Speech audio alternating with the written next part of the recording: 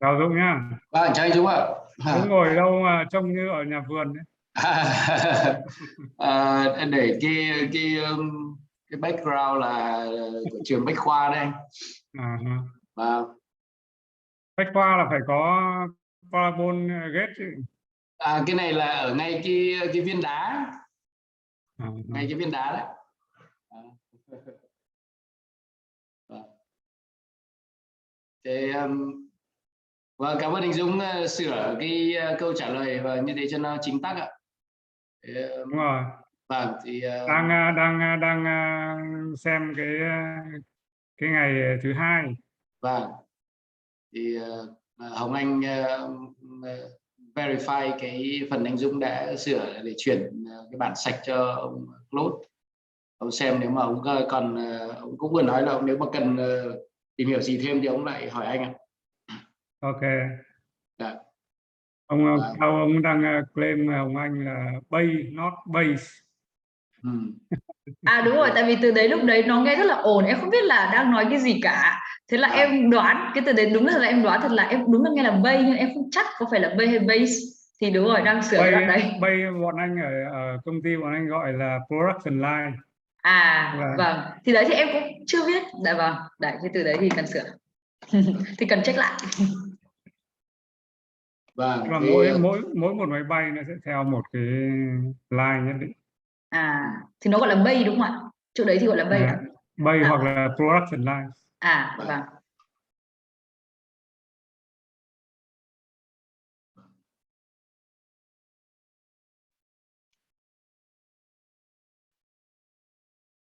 Đây là cái khoảng không gian mà cái máy đấy đặt vào đấy. Vẫn dùng robotic ấy. Hay là dùng Không ạ, hôm nay mình dùng Zoom hết rồi. Robot sẽ tập trung vào cho mấy cái đợt đào tạo.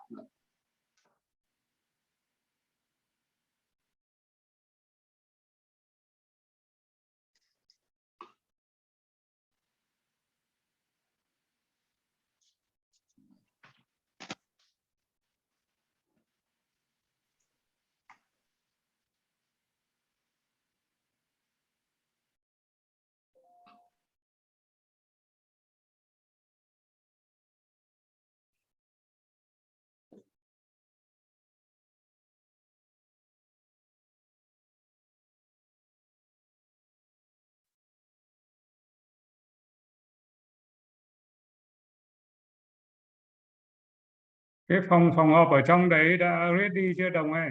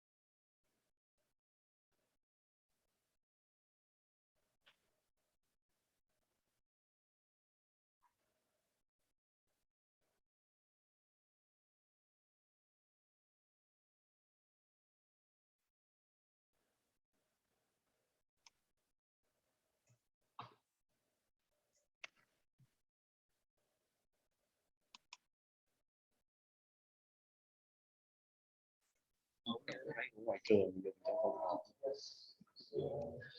Ok. Rồi, dùng cái camera. Power on.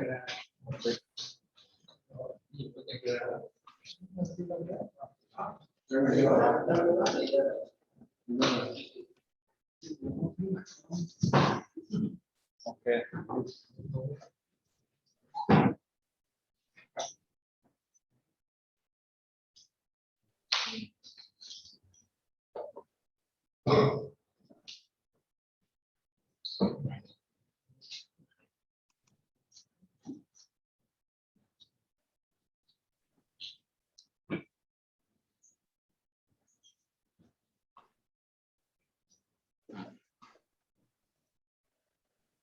Dr. Dung, can you hear us okay? Yes, Okay, we great. can hear you. Yeah. All right. Vâng. Yeah, everything's okay. Hi, everybody. Hello, hello. Kính chào các anh chị trong VAECO Hồ Chí Minh ạ. Anh Dũng, Sơn Anh Đài ở VAECO Hà Nội. Dạ vâng, trong cái liên danh của Wabis về Hương Việt để xin giới thiệu, hôm nay có ông Claude Gamani đang ngồi ở Paris, bây giờ là 7 giờ 15 sáng, và tại thành phố Hồ Chí Minh thì nhóm chúng tôi có anh David Nun đã được Captain Hải Anh đưa đến đúng giờ, và cảm ơn anh Đồng, QC Manager của Hồ Chí Minh đã đón, và rất là cảm ơn các anh chị có mặt đông đủ để chuẩn bị cho cái buổi đánh giá về quản lý rủi ro và an toàn tại VAECO theo yêu cầu của các nhà bảo hiểm, tái bảo hiểm. Tôi là Đặng Đức Dũng, giám đốc công ty Hương Việt, đang ngồi tại Hà Nội. Rất là tiếc tôi không bay được vào Sài Gòn và Claude cũng không sang được Việt Nam. Rất là mong các anh chị thông cảm với lại cái điều kiện chúng ta làm việc thông qua mạng. Hôm nay thì về phía tổng công ty thì có anh Vũ Phong, đại diện cho ban an toàn chất lượng. Tuần trước chúng tôi có thực hiện 2 ngày tại Hà Nội, thì có cả anh Âu Duy Linh, trưởng phòng tiêu chuẩn an toàn ban an toàn chất lượng, là cái đơn vị mà chủ trì phối hợp cùng với ban pháp chế, thay mặt tổng đốc chấp thuận cái phương án đánh giá rủi ro, quản lý rủi ro tại VAECO theo yêu cầu của các nhà bảo hiểm. Vâng, thì xin chuyển lời lại để anh Dũng ở đầu Hà Nội có thể phổ biến và thống nhất về cái kế hoạch làm việc với lại các anh chị ở trong thành phố Hồ Chí Minh. Xin cảm ơn ạ. Vâng, cảm ơn anh Dũng. Cái kế hoạch làm việc thì chúng tôi cũng đã triển khai theo cái nội dung chương trình cũng như là thời gian mà đoàn đánh giá đã gửi trước qua email. Thì chương trình đấy là trong ngày hôm nay chúng ta sẽ ngồi ở meeting room ở đây, và Mr. Cloud cũng như là Mr. David cùng mọi người trong nhóm sẽ có những cái phỏng vấn về hệ thống cũng như theo từng cái position làm việc của số anh em tham gia trong cái buổi phỏng vấn ngày hôm nay. Thì bao gồm là ở các trung tâm thì sẽ bao gồm từ thành phần từ phòng kỹ thuật của từng trung tâm, rồi bộ phận planning, rồi các squad team, rồi foreman.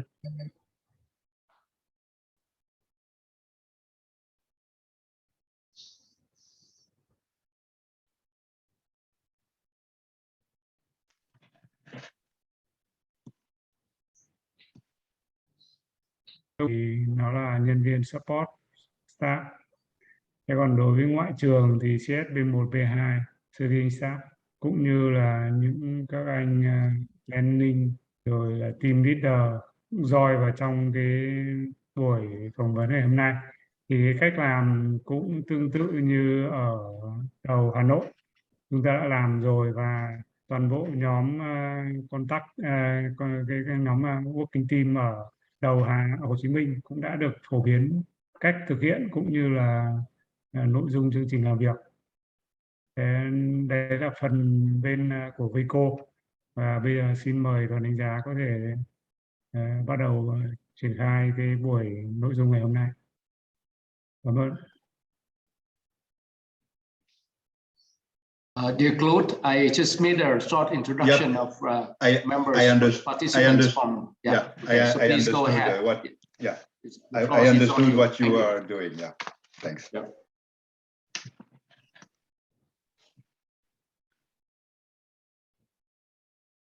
So we wait, David. Okay.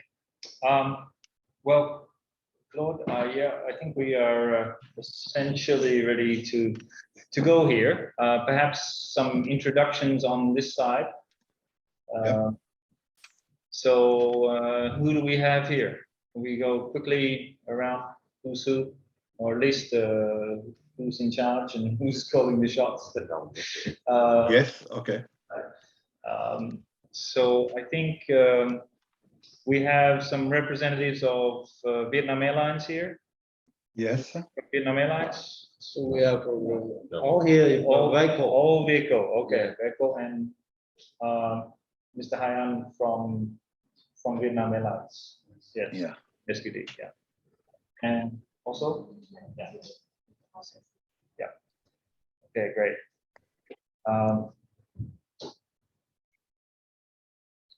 Okay, and let me see. So we have line maintenance. Yes, line maintenance from Line maintenance. Okay. Okay. base maintenance from Four people from line maintenance. Base maintenance. We have On the two Right. seven from line maintenance and 7 from base maintenance. Mhm. And the rest is QC and Okay. yeah, QC. Yeah. I base and QC. Okay, great. Really. So the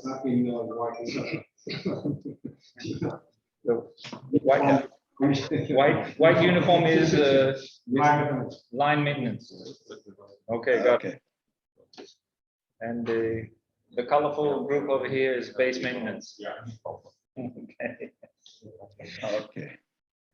All right. And, So okay, regarding the quality assurance, we have only Mr. Dong for the quality assurance department. for Yeah, QA, just so. I'm Dong. I'm quality control manager. Okay. Yeah. Okay, but quality control is not quality assurance. It's Yeah, so quality control. Yeah. yeah. All right. So Claude, did you want to work through some questions for individuals relating to some of the incidents or related activities and facets of things? Yes, in fact, regarding the incidents, I did quite all analysis. Almost all incident received from the insurers have been analyzed. I read everything, and my general feeling is about the adherence to the maintenance procedures from the maintenance manual and also your internal standard operative procedures that are not always followed as expected. So before going to the incident, I have some question regarding the quality assurance general organization.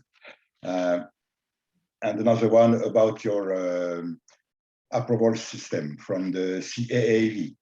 So I just like to know if the CAAV requests a form completion to approve certain categories of top management, like it is done for the EASA regulation. All the top management, specific management personnel have to fill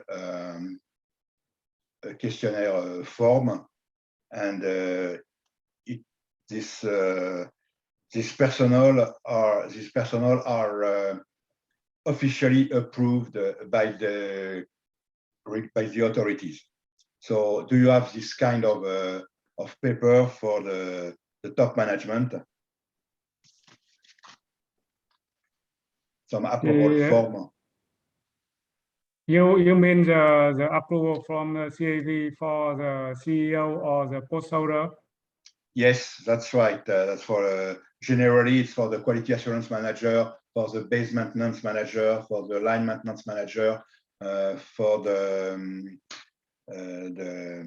component shop managers, and sometimes also for the CEO. It depends regulations. First of all, the approval is in Vietnamese, and I will send you later. No, I just I don't want the form. I just ask if this process is done by your authority. Of course, we submit could say the form 4. Yes. Like Yeah. Yeah, equivalent. we submit the form 4 to CAV, and then CAV accept it. Okay. We have the post holder for quality assurance, for base, for lights and component. Also, okay. the CEO, the accountable manager, have to be accepted by CAV also. Yes. Okay. Yeah. Yeah, because I saw on the MOE, I just saw that the CEO is accepted, and I was not sure that all the post order were also approved by the CAV. Okay. Yes, Of course, yeah. these people are set in the MOE.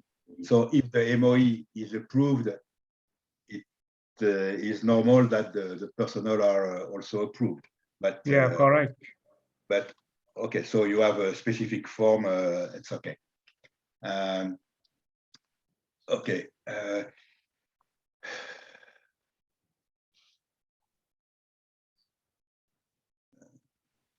Regarding the quality assurance, does your internal audit program or schedule, you call it a schedule in your manuals, your audit schedule, internal audit schedule covers all the part of the MOE, all the chapter for the MOE. Do you cover everything? Answer is yes. Okay. And is it this schedule, is it built on a yearly elapsed time or biannual? Yes, every 2 years, or I don't know the regulation. Our schedule, audit schedule, approved annually. Annually. Okay, so annually you repeat. And of course, some audit subject it's a bi-yearly, like every 2 years, like live station. We do it every 2 years. Yeah. And you do audit or you do inspection for line station? Yeah, of course. Okay.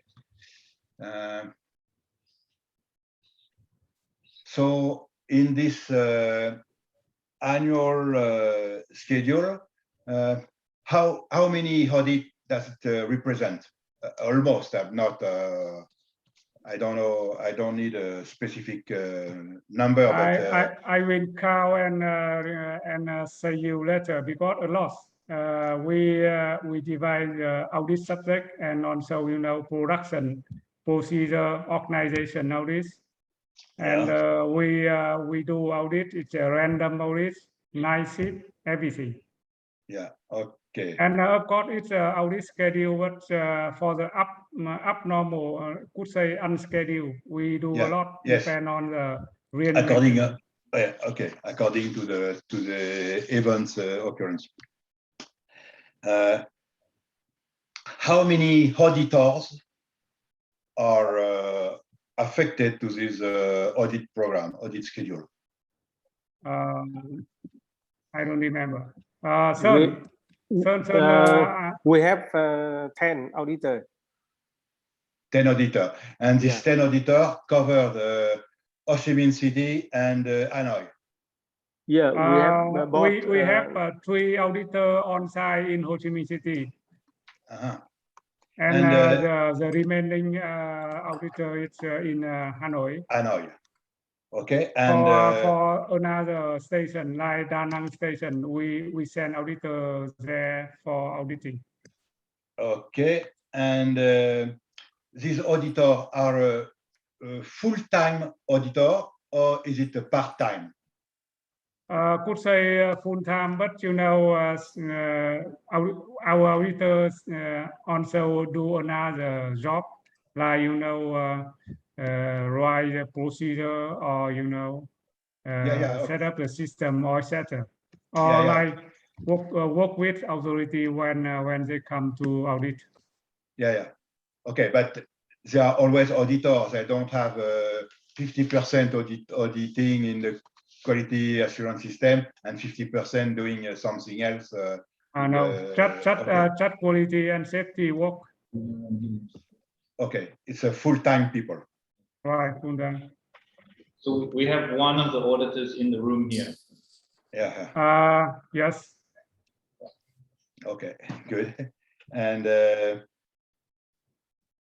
so how do you manage all the audits? Do you have a specific software, or is it? We have.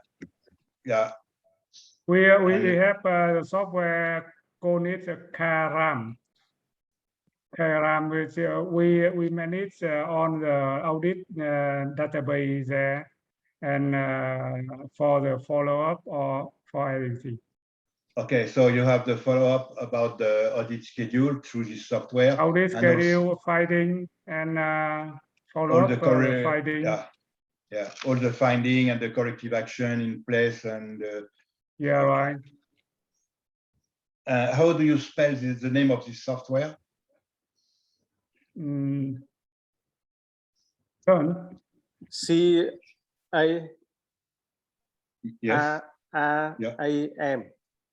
Okay, CARAM. Yeah. Okay. I don't know this software, but doesn't matter. Right. Okay. It's very useful for us. And does this software is also used for the SMS?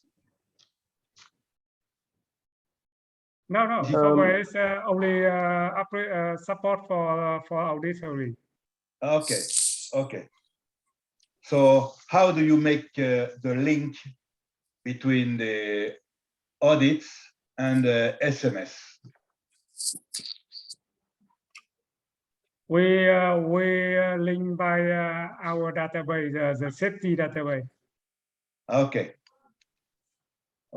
And so each time you have a finding in an audit program that affect the safety, this finding is entered in the SMS system, SMS database. In our system, the quality and the safety, it's in the unique system. Even in the standard and audit division, it's belong to QA.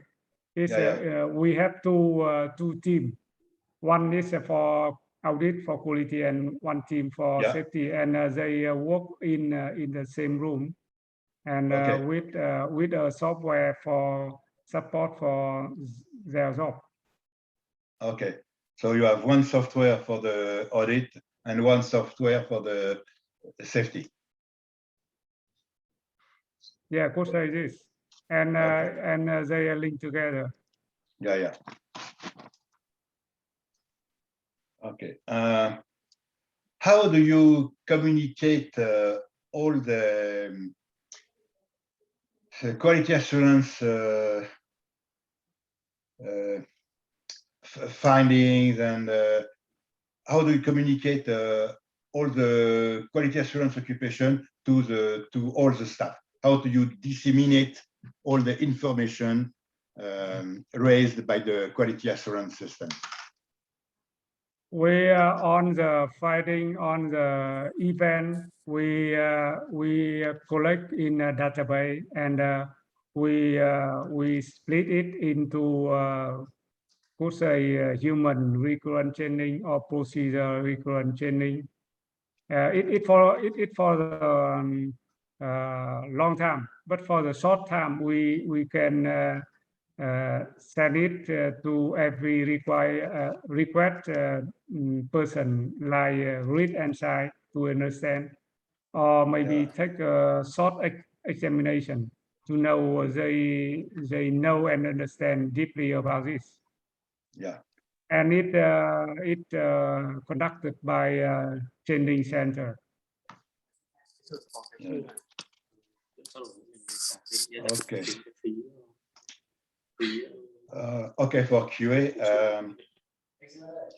is there somebody about the training department Today?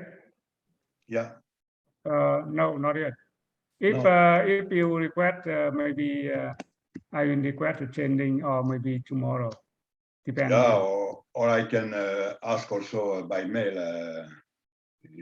All right. Okay. Thank you. So I have also general information regarding training that you must know. Does the training is made in-house, or do you contract some approved or endorse the training organization? In general, we do the training ourselves. We have a training center approved by CAV. We can conduct the basic training, Thai training, Yeah. and on the training required by AMO, like procedure, human factor, or safety, or etc. Yes, a regulation and everything. Yeah, right. Yeah.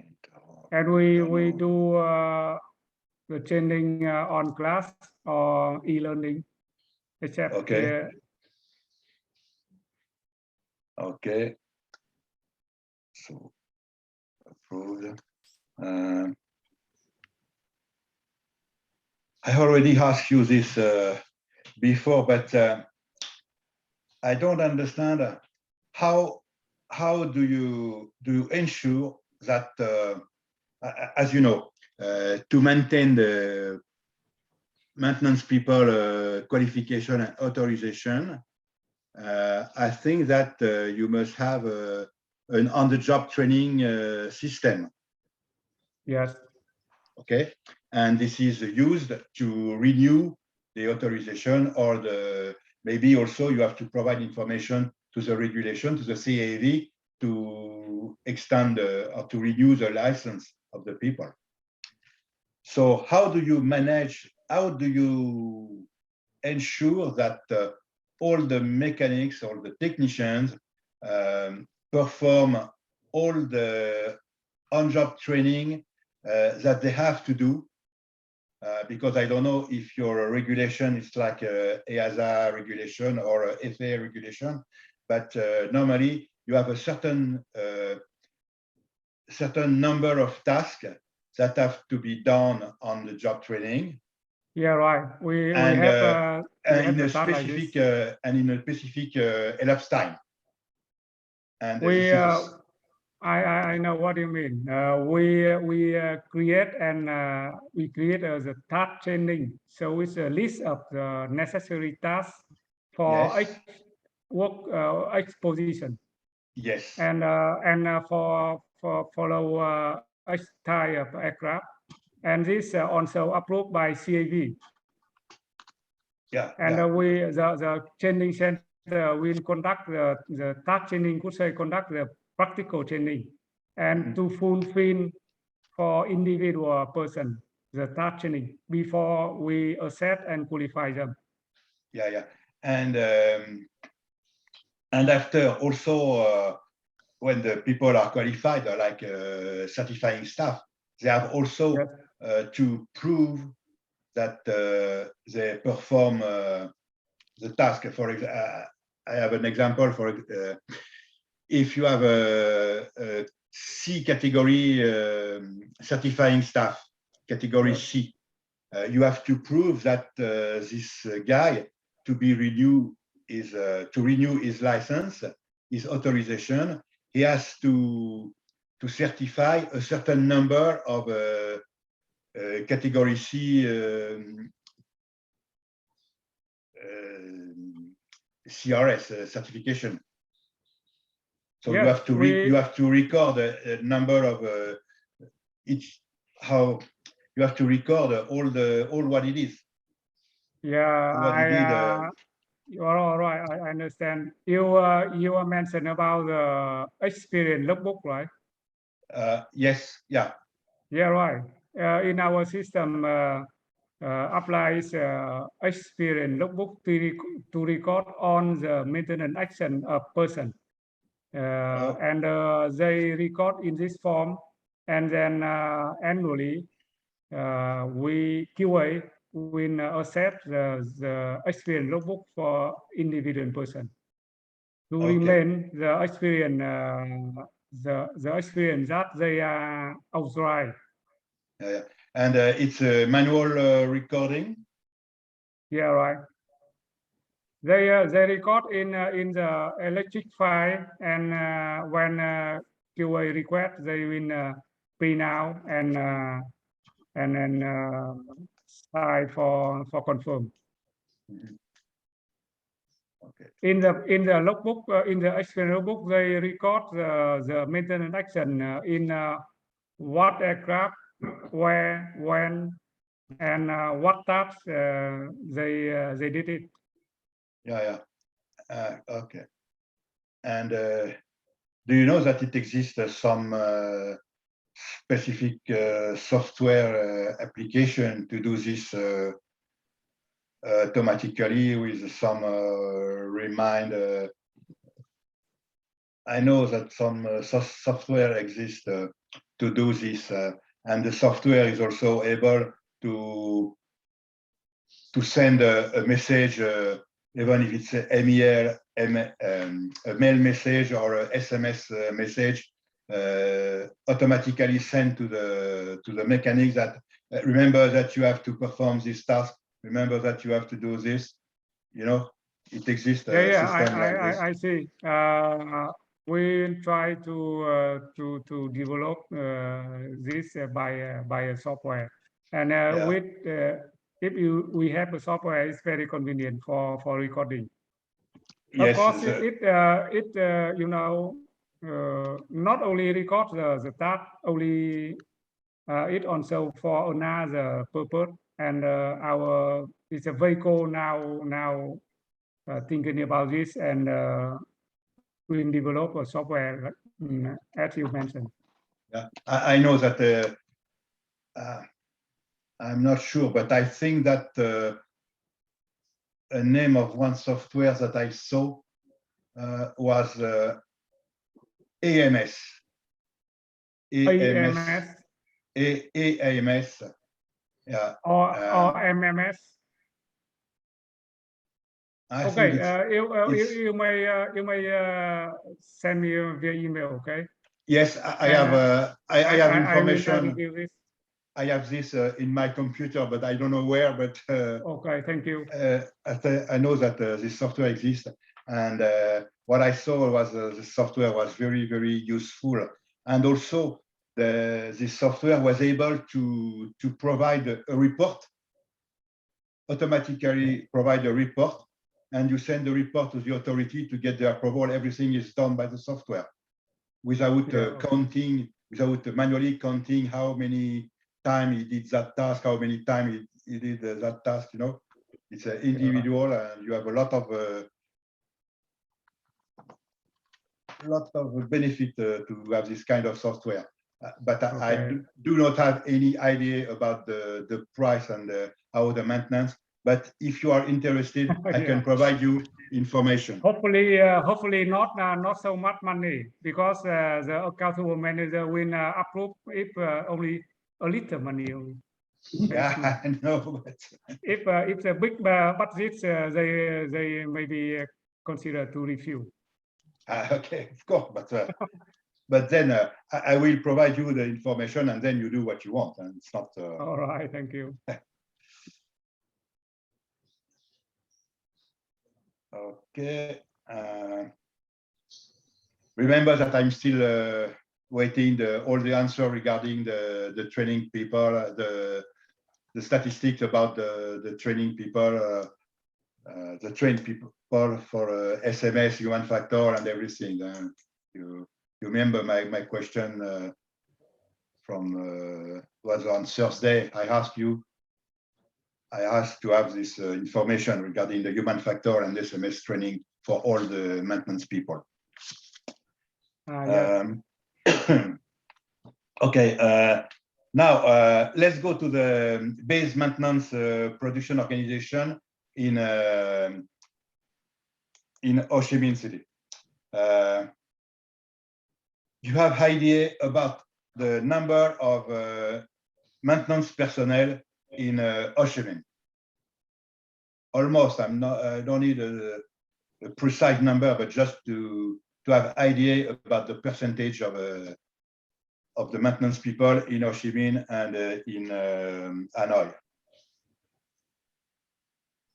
You mean the quantity of the Yes. technician? Yep. Technician and support. I read on the MOE that you are in the maintenance organization, have some 2,400 people, technician people, technical. And I would like to know how many in Ho Chi Minh, how many in Hanoi. Okay, I will send you the email also with the information training human factor. Yeah. But you don't have an idea if it's 50% or if it's 40%. You know, I don't need the number. I just need to have an idea about the I will give you the answer maybe some minutes later. I will have to check from the human resource. Human resources. Yeah. Okay. Yeah. Right. Okay. So if you ask this to the human resource, okay, ask them how many squad leader, how many team leader to manage all this, the proximity management for these people. Okay. Okay. Now, if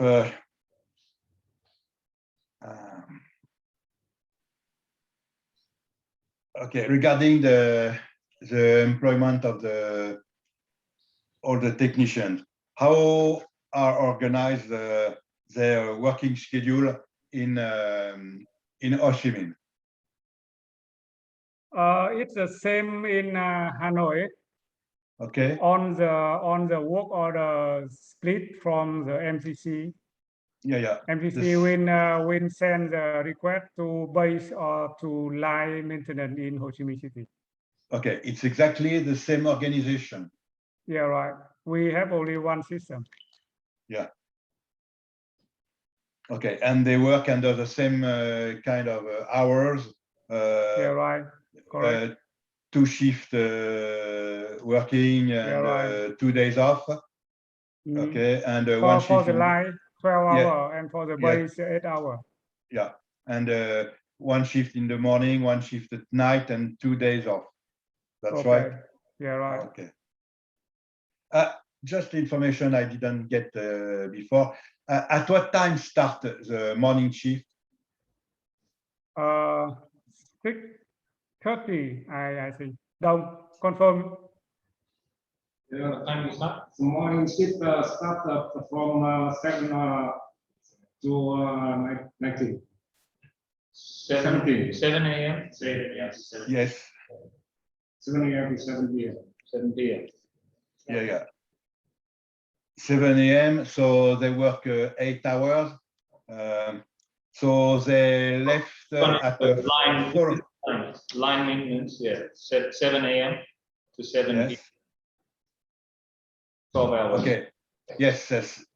For line maintenance, as they work 12 hours, it's 7 to 7. And for the base maintenance, they start at 7 also or 6:30. 7:30 to 4:30 p.m. 7:30. Okay. 7:30 to 4:30. Yes. Because I think that they have 1 hour for lunch or not. Yeah, right. 1 hour for lunch.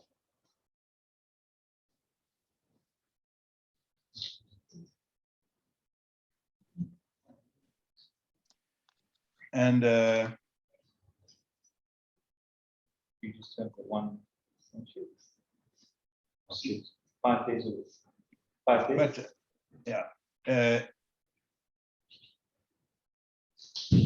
for the line maintenance, as they work 12 hours, they don't have a overlap shift. Yes, overlap 30 minutes. Yeah, so they work 12 hours and 30 minutes. Because if you have one people that arrive at 7 a.m. and left at 7 p.m., the next shift has to start before if they have 30 minutes overlaps. Tú trả lời đi Tú ơi. Like, Ngoại trường trả lời đi. No, we have the 30 minutes overlap in between the two shifts. For example, it's a morning shift from 7 to 7, 7 a.m. to 7 p.m. Night shift maybe start from 6:30 p.m.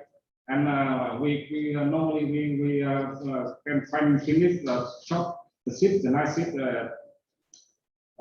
maybe about 7 6 or 6:30 a.m. Next day. Yeah, so okay, so to do this overlap, they have to work 12 hours and 30 minutes. So just some person assemble team leader.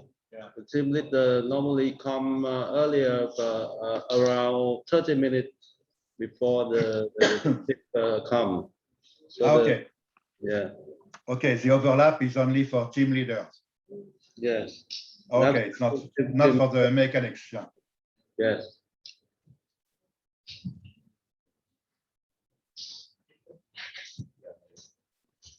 Let I explain more detail for for the handover procedure. Yeah. In the case when a work finish at the first shift, no problem. But for the work still last from first shift to the second shift, so even the person direct to work the task have to hand over together directly. So they have to see and hand over together. Yeah. During 30 minutes.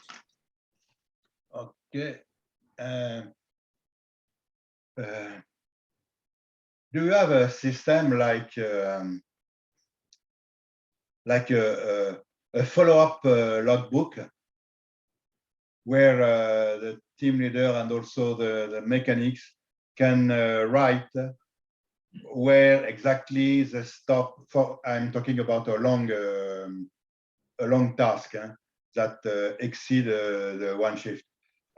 Is there this follow-up logbook follow-up to write what they did, what remains to do? Yes, we have. We have the handover form. Yeah. Handover form for line maintenance and for base maintenance. It's different because the type of work different. Yeah, of course. So the handover logbook will sign and confirmed by 2 persons from first shift to second shift. Yeah. And it's a written form. It's a right. It's a hard copy, dirty finger form. Right, dirty finger.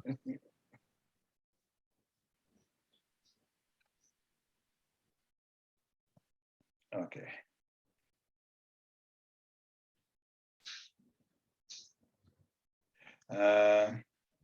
I don't remember if we talked about this before. Does the task card indicate the level of qualification necessary to do the job, if it's an engineering order or work order, I don't know. The answer is, depend on the operator. For Vietnam Airlines, have indicate the level of the technician and also the time to perform this task. But for another operator, maybe present a different way. Yeah. Yes, but I'm talking about Vietnam Airlines. Yeah, Vietnam Airlines very clear. And what happened if a task was expected to be complete and returned, signed to the planning after 2 hours? That's the time indicated on the task card, and the planning doesn't receive the card. Who is in charge to check if everything is okay regarding this task? If the mechanics that is doing the task has everything to perform?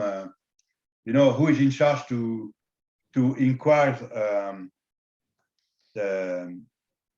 if the technician has some difficulty to do his job? Yeah, so let the maintenance person answer the question. Quang Bai answer this question.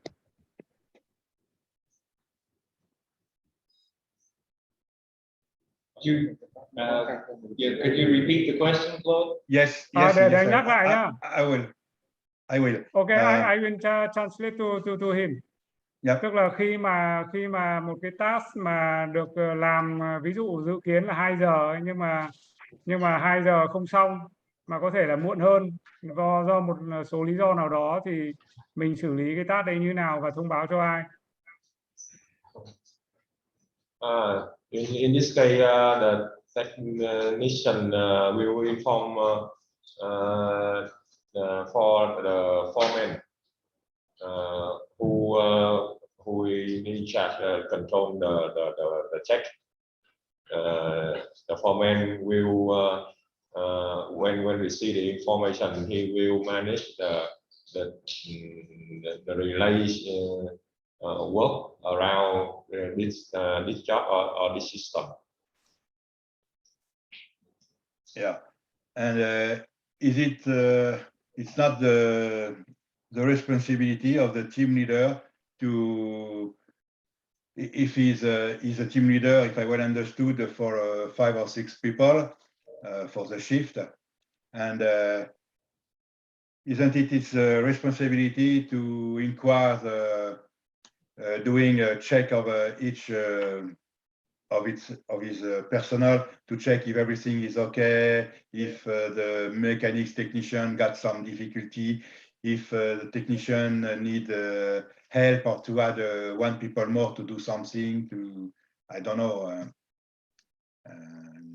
In general, when the work perform exactly as planned, so it's okay.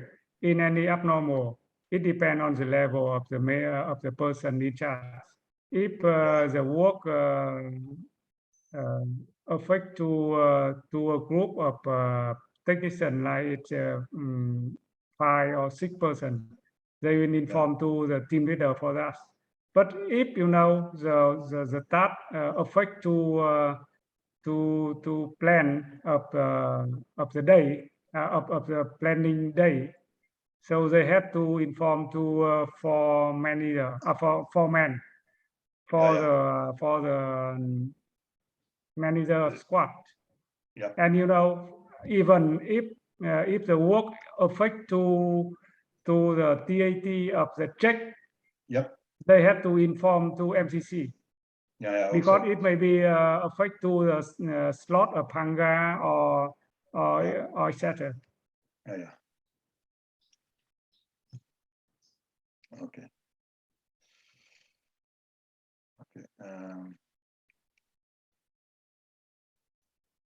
Okay. A question. Yeah. Before the production people told me that the cell phone is not to use the cell phone is not authorized in when the mechanics and technician are working. But if you go to the incident about the inadvertent slide deployment, once it happened that the supervisor, there were two people on this task, and the supervisor was busy to answer to a cell phone. So he left the qualified mechanics alone, and the qualified mechanics did something wrong, and the slide deployed. So what is the regulation about the use of cell phone at work?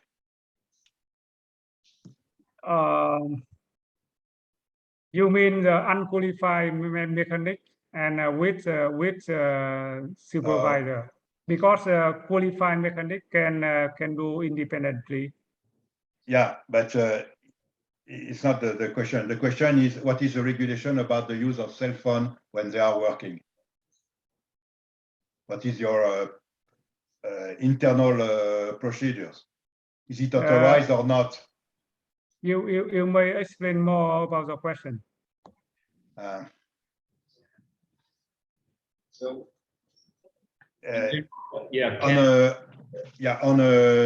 on Thursday,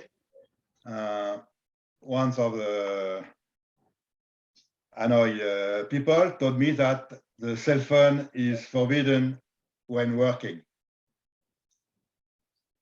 Who forbidden? To use a cell phone.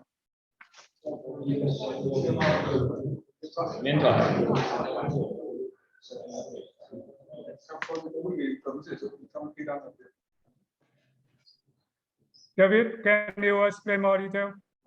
Yeah, so mình có chính sách không được sử dụng điện thoại đang làm việc, mình không được sử dụng điện thoại không?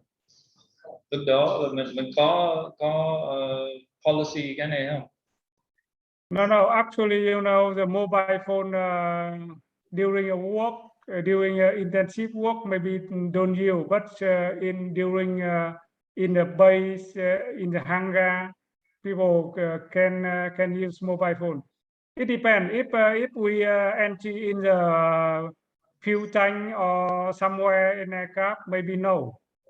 But for another area, people can use mobile phone, no problem. So it's is it set by according to the job set by the supervisor and specified clearly in this job no one can use phone, right? It depends on the requirement in the AMM. Exactly, we follow the AMM. Right. So it's not a general policy, but specific to certain job only. You're right. Correct. Yeah, because if I go to the minutes of the previous meeting at the item 26, Mr. Tang answer during the work there is no cell phone. No, it may be it's confusing during the work, but it depends on the certain work. Yeah, I know that's a usual process in maintenance. So because you know that this inadvertent deployment slide, one of the contributive factor was the use that the supervisor who was in charge to check and to instruct the guy working on the slides it was on the disarming system to disarm the emergency exit door.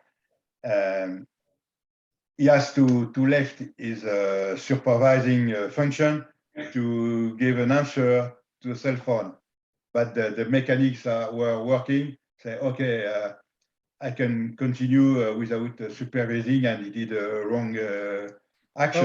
So they violate the procedure. Yeah, yes. First of all, the supervisor have to be on site to supervise and conduct the mechanic. And the mechanic also, if the supervisor left, they have to stop their work. Yes, that's a normal normal action, but so if I well remember the investigation report, the supervisor first has to tell to the mechanics, okay, I have to answer a phone, stop your work. And also the mechanic is himself has to stop if it is not under supervision. That's a normal concept. Okay. So there is no specific rule regarding the cell phone.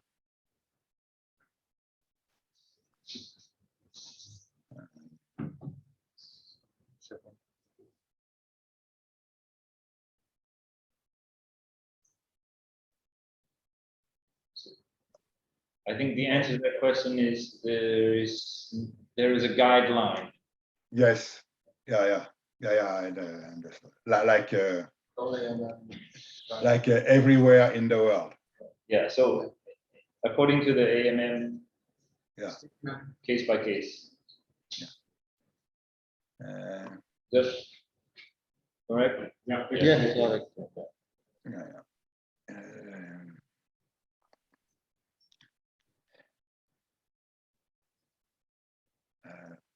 Okay. In addition to all the reminders that are being made through your website, through the communication about the incident event, do the team leaders always each morning remind to his staff, please don't forget to follow the AMM procedure step by step. That's a verbal reminder. Exactly. And so do they do this, and do they have time to also to do this? We have heads nodding and we have thumbs up, agreeing that yes, we do this. Yeah. But shall I answer the question? Before work, perform the team leader or supervisor brief with their staff or etc. Yeah, to ask to the staff, okay, do you have all the necessary procedure you need, all the tasks, all subtasks, and you know, and also remind that don't forget to follow the AMM.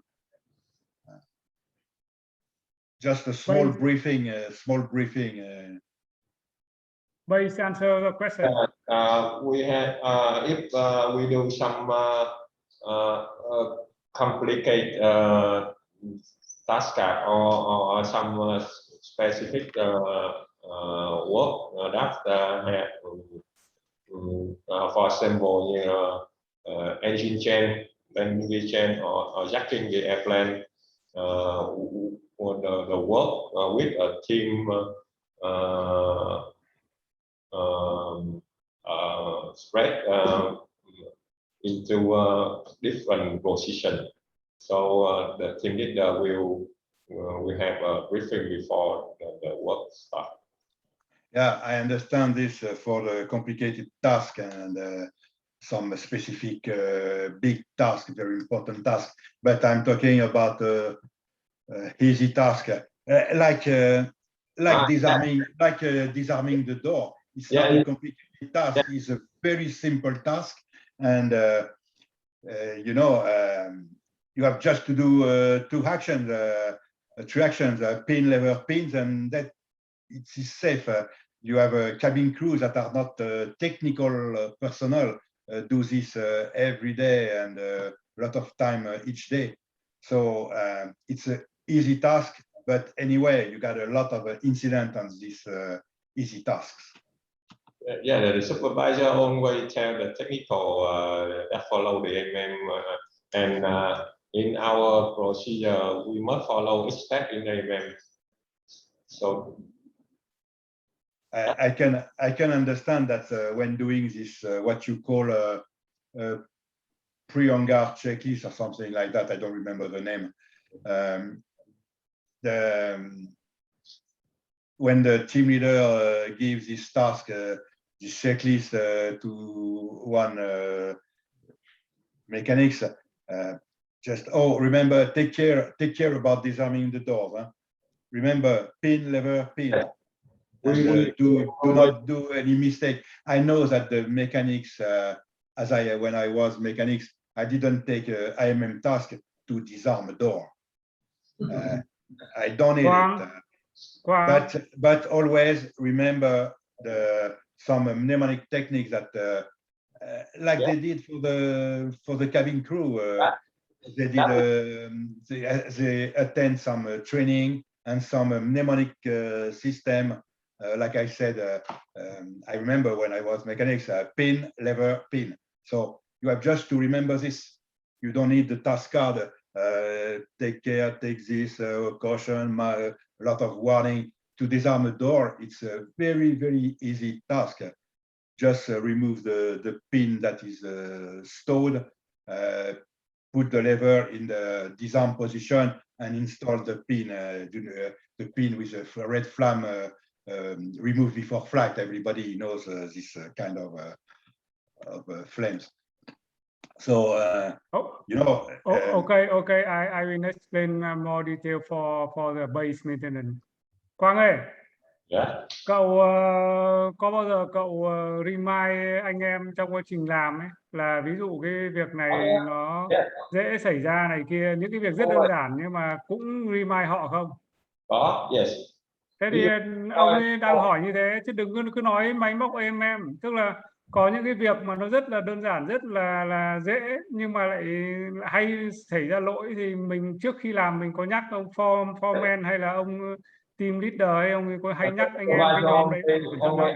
Always remind the technical that be careful before you do this everything.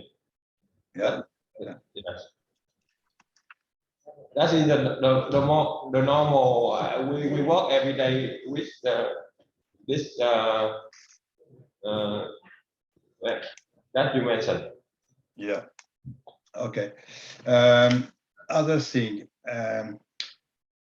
just regarding the maintenance organization, in the event of a very difficult troubleshooting or very difficult maintenance work to remove some part that is not easy.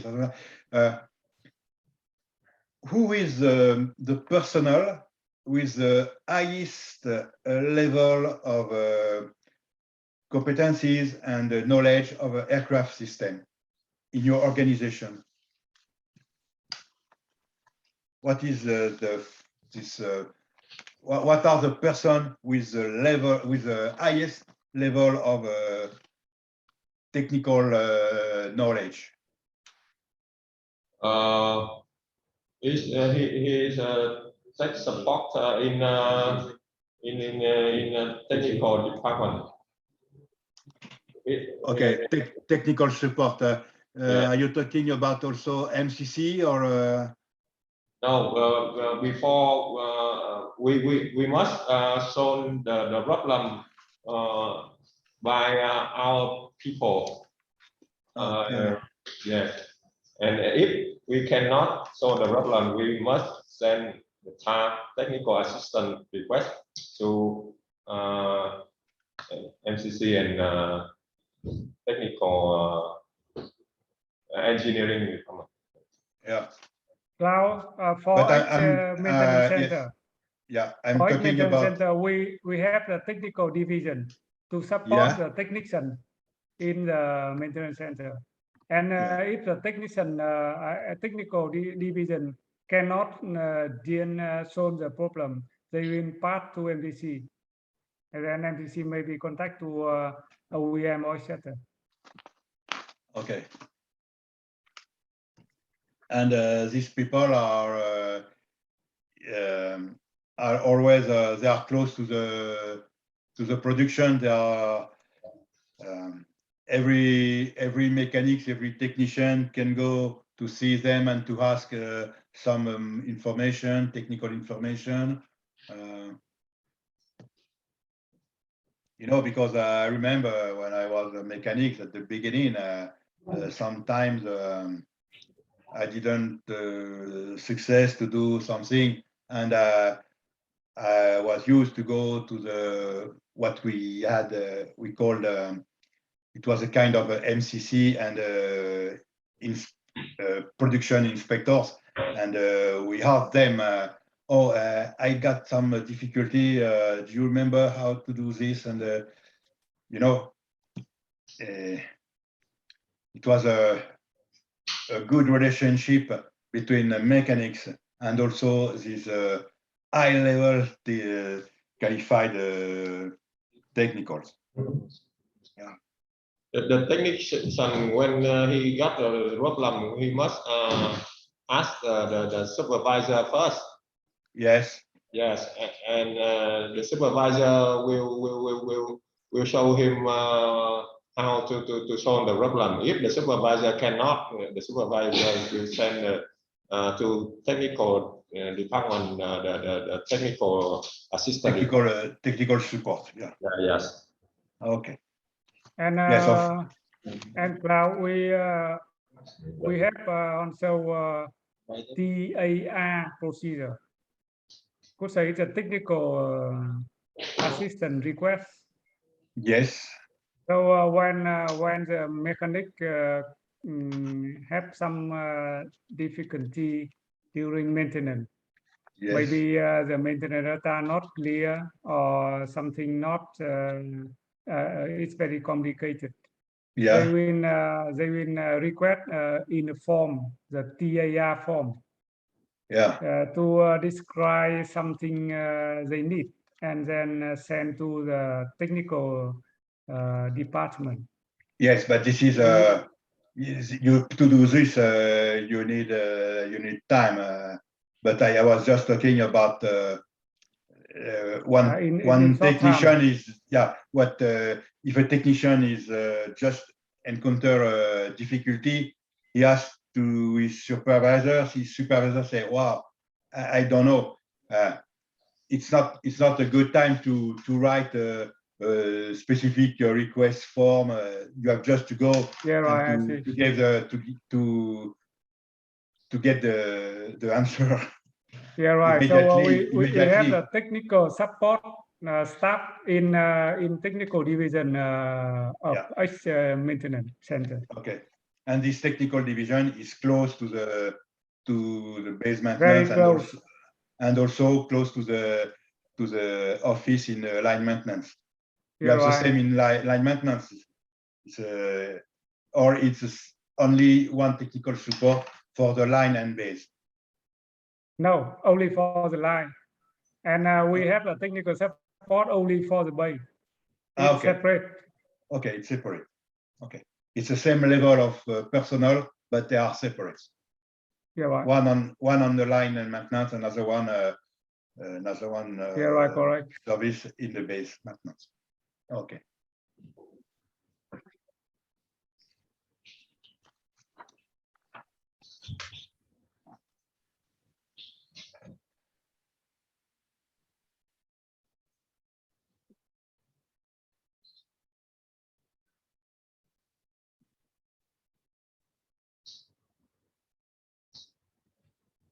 Okay.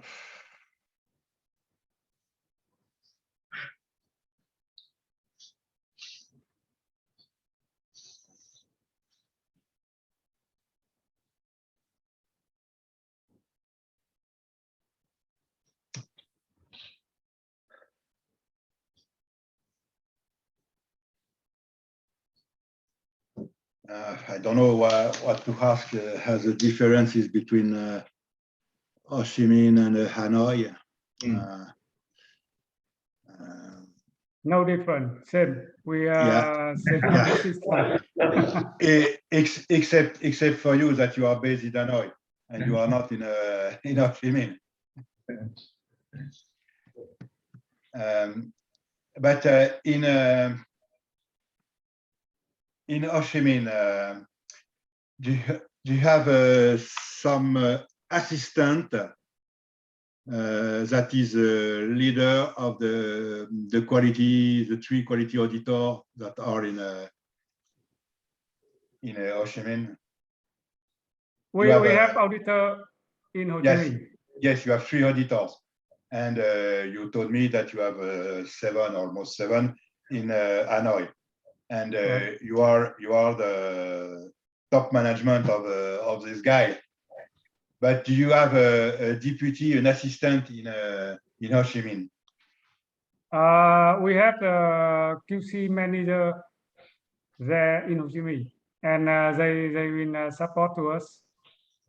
Okay, so the QC manager in Ho Chi Minh is your deputy for Ho Chi Minh? Who say like this? No, it's a question. It's a question. Câu hỏi. Yes. Câu hỏi. Yes, it's a question. Câu hỏi là có ai đây là có giúp con quản lý quản lý bà cái ở đây, có ai giúp ông Dung ở đây không? Mr. Dong. Mr. Dong. Okay.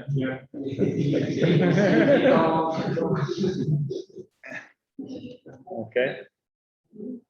Mr. Dong, the QA man. Yeah. Yes. Okay. Yes.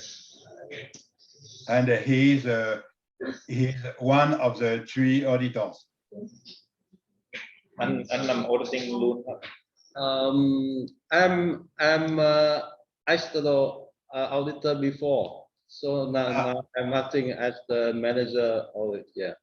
Okay, so you are a kind of a supervisor of the 3 auditors that are working in Ho Chi Minh. Yes, I follow the audit schedule from audit and standard from Hanoi, and I bring the auditor here to the auditor on the Ho Chi Minh division here. Okay. Support. Okay, so okay. Yeah. So you are the focus point between Hanoi and Ho Chi Minh regarding the quality assurance. Yes. Okay, I understand. It's not easy for me from my house to understand how you are organized and how you work. So I'm doing my best to understand your organization. Of course, it would be so benefit if I was on site to ask and to see, but anyway.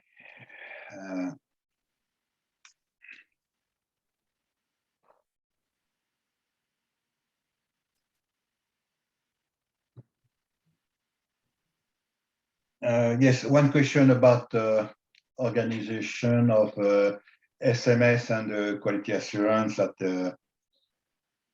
they are working in the same department. Do you publish a periodic some report, some magazine, you know? Do you publish some documentation with all the statistics, indicators that has to be disseminated to all the VAECO organization, either for Hanoi and Ho Chi Minh also?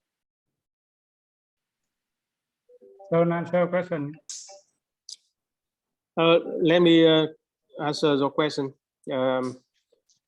For the statistics, for regarding to the quality issue or safety issue, we have the report for our safety review board, and the content of the safety review board also is the we bring it to the human factor training material. So Yeah. on the this information is distributed to our staff employee through the training regarding to human factor and also in SMS training. Yeah. Yeah. And in HCM base maintenance, do you have the same kind of information by screen like we saw in Hanoi in close to the planning rooms? Yeah, let the guy in the Ho Chi Minh base to answer your question. Yes. I think we'll see that tomorrow. Yes, we will see. Okay. I guess you can go tomorrow. Okay.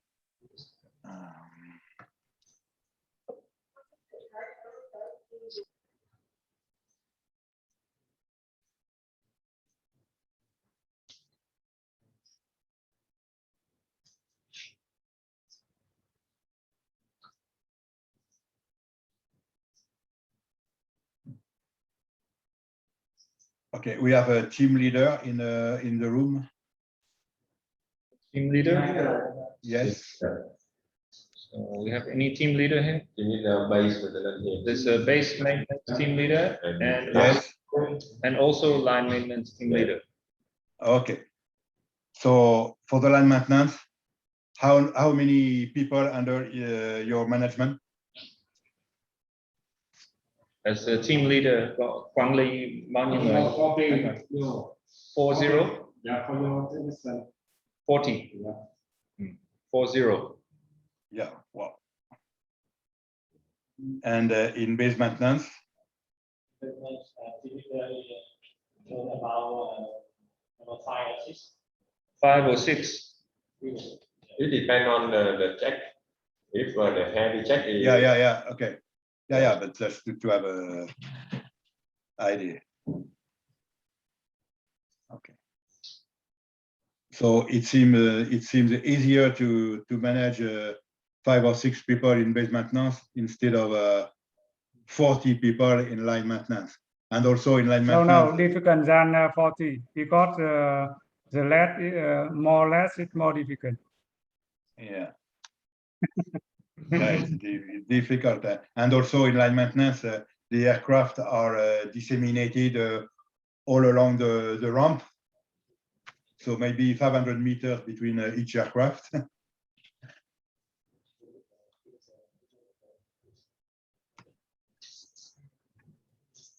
So for me, it seems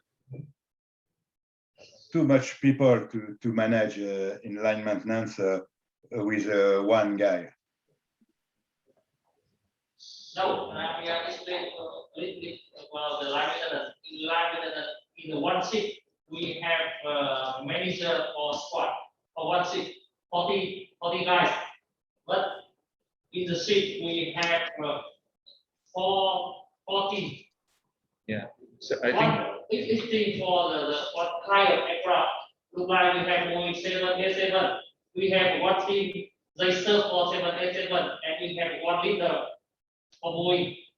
And for Airbus, we have another team. And we have one leader for Airbus team. For ATR, we have one team leader for the ATR team. It's different. Yeah. So Claude, because the sound is very bad. From that guy. So I think it's just confusion between the term of a squad leader and team leader, because the squad leader is over about 40, but there are about 4 teams under that, depending on the aircraft type. Yes. Yeah. So the team would go according to the expertise that they need for the particular aircraft that they're working on. Yeah. So the team may be 10, 8, 10, 12, depending. Yes. Right? Depending of the aircraft involved. Okay. So 40 is for the squad leader. It's the same structure essentially as we talked about last week. And about the, the Vietnam Airlines schedule, you have more flight from Hanoi or from SG, from Ho Chi Minh? Number of flights? Yes, number of aircraft maintained. The number of the flying in Hanoi and in visiting the city is not much different. Similar. Yeah. Okay. Similar traffic from Hanoi and from Ho Chi Minh. For Vietnam Airlines, yes. Yeah, for Vietnam Airlines. Yeah. I'm not talking about customers. That's your that's your responsibility. Okay.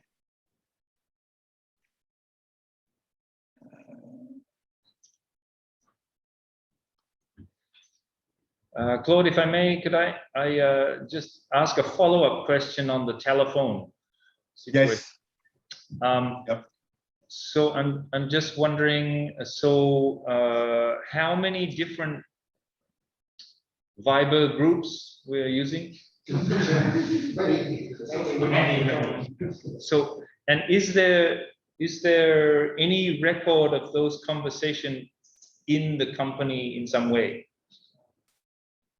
It's only on Viber, correct? It's not on any company computer. If there's an incident and you want to see the conversation, you should look at somebody's telephone, or is there a record somehow in a system somewhere? We recorded any information also in VAECO website. We have the event module in website.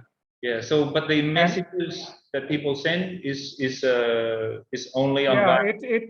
No. The Viber group chat only personally and chat for the quick communication. On the officially official information we record in the VAECO website. Yeah. So, but that's on the reporting system, right? Yeah, right. Reporting system. Yeah. Okay. All right. Yeah. So actually,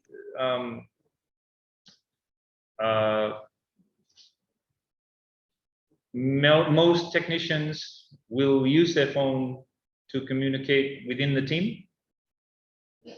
Yeah, 100%. Right? Yeah. So the team leader is often communicating with the team on the phone, right? On the Viber chat message. Is that right?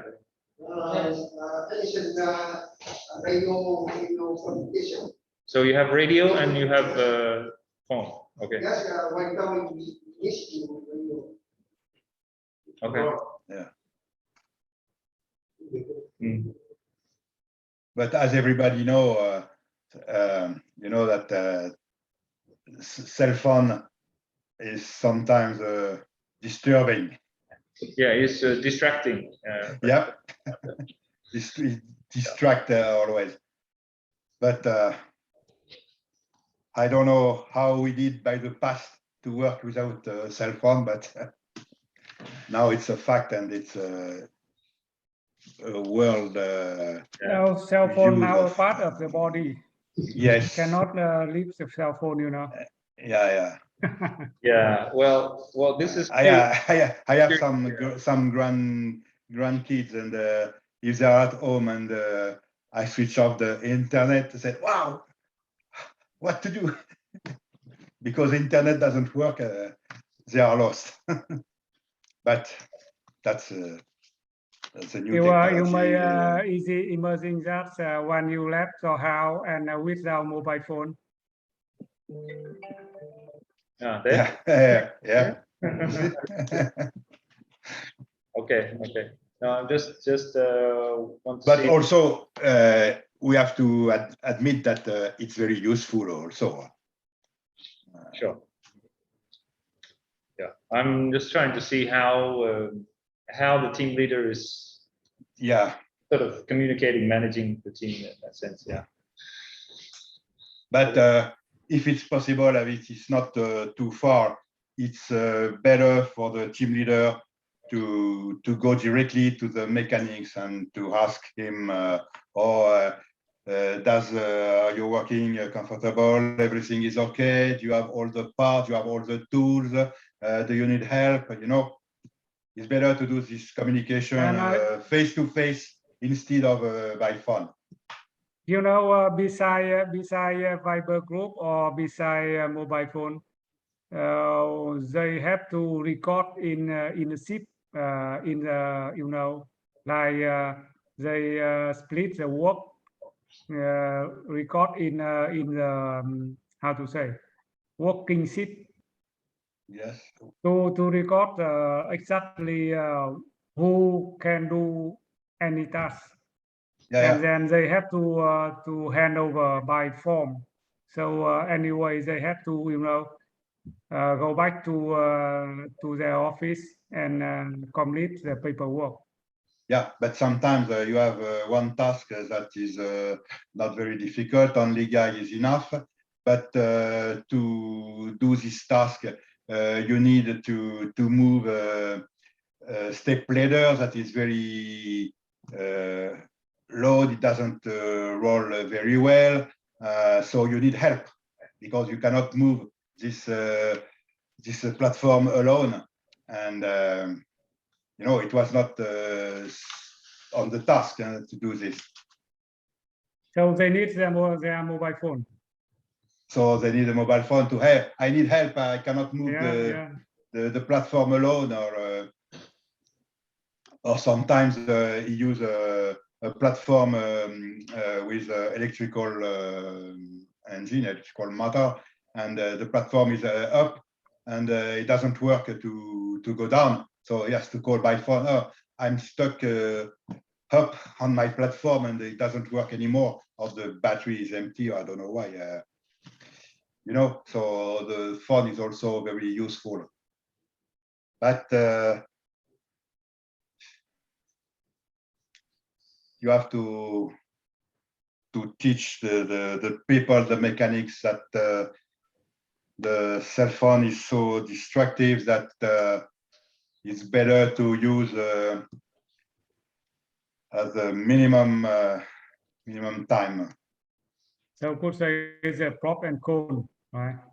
Yeah. So maybe disadvantage and advantage. Yeah. So the technician have to control confident when they concentrate about their job. Yeah. Okay. They have to. Like they have to follow the AMM procedures, but as we saw, that's not the case.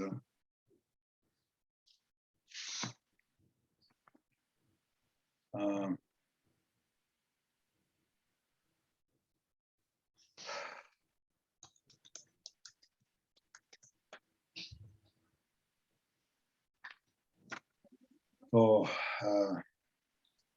I don't have any more questions. David is not didn't reach us. Sorry? David is not here. Yeah, I'm here. Where? I'm here. He's gone. Oh. Yeah, I'm just sitting here quietly. Okay. Yeah. So I have a couple of points from some of the things we discussed, if I may. Yes. Yeah. Okay, so one is related to sort of related to one of the incidents, and is related to wind and weather. Yes. Hazard. So is there a set or a fixed wind speed that we know we must close the doors? Have you got a standard number, wind speed for closing hangar door? Or stopping work on or locking down external platforms or anything like that? Yeah. You have a fixed wind speed? and procedure to monitor? I don't see it in the safety manual or the MOE, so it just is quite general. We have fixed tools, and usually this is the weather forecast on the tower, because they use the speed and the direction speed. Yeah. So everyone knows what that speed is, or there's somebody's monitoring that. Yeah. Right. So okay. So we know the wind speed that we should close the hangar door. Do we know the wind speed at which the platforms will start moving? We also have that. Right. Okay. So in the corrective actions for that incident where the platform moved, it was just because of the locking. It wasn't because of some other issue. Yeah, just because the locking. Okay. So is there a part of that procedure when the wind speed reaches a certain level that somebody will do a visual check or check off the locking? Yes. Is it part of your procedure, like a lockdown procedure? One of us will go around and check the lock. Okay. But in this case you are talking about, I'm really yeah, you know surprised. I'm really surprised that a platform that was inside the hangar goes outside the hangar and hit the aircraft. So yeah, this for is me it's really strange. Trying to understand that situation. Yeah. Okay. Okay, sort of a related question, but okay, so we have, did we say 7 people from line maintenance? Yes. Okay, so out of our 7 people from line maintenance, if there's a first aid required, like you are the first one to help your colleague who's been injured in the thing, how many of you have first aid training? Anyone? Ví dụ CPR hay là cái gì? Line maintenance có được sơ cứu trong trường hợp mà xảy ra chấn thương của đồng nghiệp thì là có được huấn luyện sơ cứu làm những việc. Anyone? Okay. You don't know.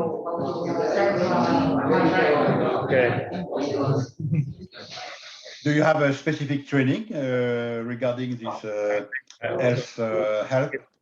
Yeah, this is a question for, I mean, the same question for the base. Do we have first aid training? No, we don't have.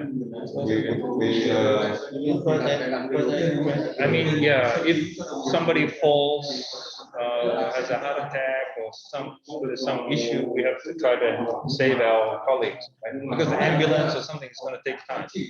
Like the medical yeah, branch. Yeah, yeah. Okay. Yeah, and is there a medical department, a medical services?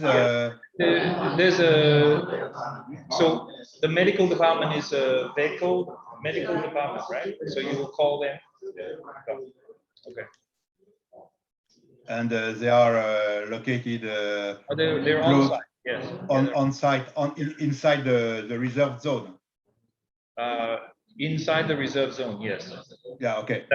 They would have, you know, limited resources. Limited time to access to the disease. Yeah. Just you know. Okay. So then I have. I think some people have had some first aid training, but most have not. Yes, he said that during the union, some of the members of the union, they are when under training, first aid training, but some of them don't have it. Yes, not everyone. Okay. Okay. And is there also a procedure regarding the fire extinguishing training? We have fire training. Yes. Yes. Sure. Yeah. It's in the Yeah, that's in the menu, you see. Yeah. Yes. That's why I'm asking the question. I'm pretty sure that the thing that's kind of not specified, they're not doing. So. Yeah, because normally it's mandatory to have some training extinguishing to extinguish a fire, especially for a fire from oil or gas. And yeah. So then I have one other topic to ask a couple of questions, which is to do with the reporting. Okay, so by show of hands, let's say in the last 12 months, has everyone here has done some kind of mandatory reporting? Anyone? Use the website, you do the report online.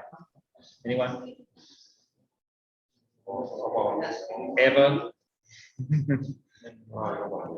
David, are you talking about the mandatory reporting to the operator and to the authorities? Yeah, the SAG reporting, mandatory reporting to the safety action group. Yep. Yeah. No. Okay. And so I figure that means voluntary reporting and.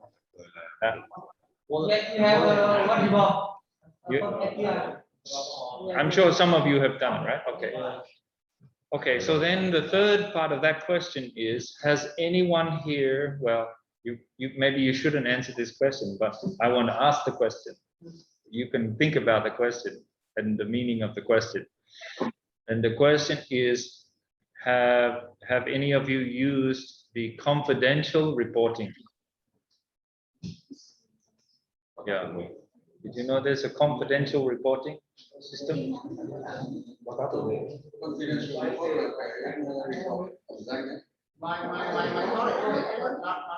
Okay, so we know that people have used it. Okay, all right. Okay, good. Okay. When you say the confidential, is it confidential or anonymous? It's termed as confidential reporting, not anonymous reporting. Yeah, because confidential reporting, all what I saw that on all the report, the name of the people are deleted. And yes, deleted. Yeah. So it's known published. So yes. that's a confidential. It's confidential reporting. Yes. Because there is no names. Yeah. You call it CRS1, CRS2, mechanics 1, 2, and 3, and so on. Now, but, let I explain more detail about the confidential report in VAECO. We have the report system, report module, safety report module in the website. Yes. And this, if the confidential report, the reporter only sends the report to some nominated person, like sent to me or sent to another guy, and only me and this guy know the reports. Know the names of the reporters. And or sometimes when the reports sent in the public website, no name. This is not confidential reports. The confidential report, it's the report sent only to me. Yeah, yeah. And about the anonymous, do the people use anonymous report? And the system, is it does the system offer this possibility to have an anonymous report? Mm-hmm. The system is equipped with this kind of features that to send a report totally anonymous. Nobody can know who has sent the report. Yeah. No, it's more than confidential. Confidential is you just take some case that you need you ask about the confidential report, but the person who you send your report knows the name of the reporter. But I'm talking about anonymous, so nobody can see the name of the reporter. So, Mr. Zung, we don't have that functionality, right? Actually, you know, we have this, but in actually, you know, no, there is no much report like this, because you know, and also we don't encourage the report like this, because could say it's a no name. So if something need to make more clear, we cannot contact the reporter. Mm-hmm. Yeah. You know, because in the confidential reports, the guy believe me and send me any information for the safety. Yeah. And also I know. you have we have to contact together to make more clear about the safety event. Yeah. Okay. So yeah, I just want to understand that this mechanism is working and in place, and how it's being used. But it is being used, and it is in place. But it is, yeah, it's confidential up to the level of confidentiality, not anonymity. Okay. But before they told us that there are at least 40 reports per month. Yeah, is that a voluntary report, Mr. Zung? It's voluntary or confidential reports or any could say any safety report we receive via our system. Okay. Okay, so my last question then at this point is there any program in place to reward people or to encourage people in a formal way to advise the process improvement, or to present an idea for improving the quality system or quality management system, or etc.? Is there an Okay, go ahead. Yeah, no, I'm just asking, is there an internal process like this for people to present their ideas how to improve a particular process, a particular procedure, to suggest ways to improve it, and how do you manage that change? Suggest. Yeah, I will explain a little bit in general, and then let my people say about this. For you know exactly where what the policy. We encourage for anyone provide anything about the safety to develop the safety system. And we have a bonus point, safety point. Yes. And the QA record it in a system. And from the bonus point, it's in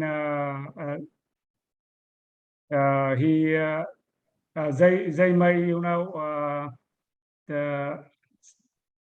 collect the point and have some bonus from our system. Like when we receive one safety report from a guy, we will count this and plus the safety point for him, and we record in the website, VAECO website. Okay. Safety point. Okay. For me, safety point. My safety point is now 30. The beginning is my safety point is 25. Yes. So some suggestion to improve the system. Okay. Ông nói về cái quỹ điểm an toàn ấy. Yeah. Yeah. So everyone knows their safety score? Yes. Yep. Okay. Good.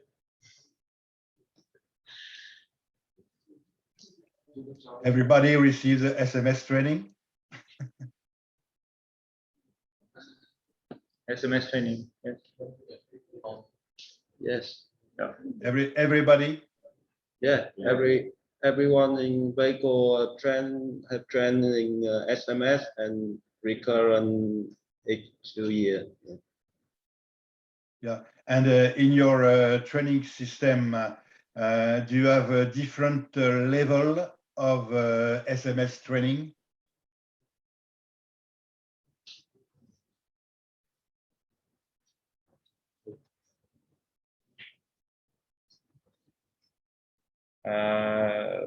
Okay, we'll have to ask that one again.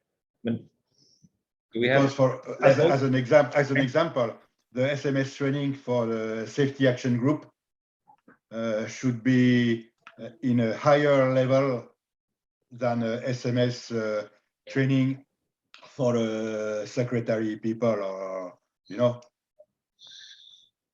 So do you have this kind of a different level stage of training, level A, B, and C, and I don't know? the training's all the same? Yes, we have. No, we have different. No, not on the same. We the safety training is different between position. Like SAG different with technician. Yeah. Okay, and for we have a syllabus for different position. Okay, and how many different positions do you install? Let me answer this question. We have 4 position requirement for SMS training. Okay. Yeah. Okay. Will you be able to send me the syllabus, just the syllabus and not the training manual, the syllabus of each training, each level of each position of training? Sure. We will send you the syllabus. Yeah. Yes. Okay. It's just the syllabus, the content. I don't need the training manual. Voluntary report. Yes. Report the performance. Yes. The syllabus, and also on each level training, what is hours allocated to do this training?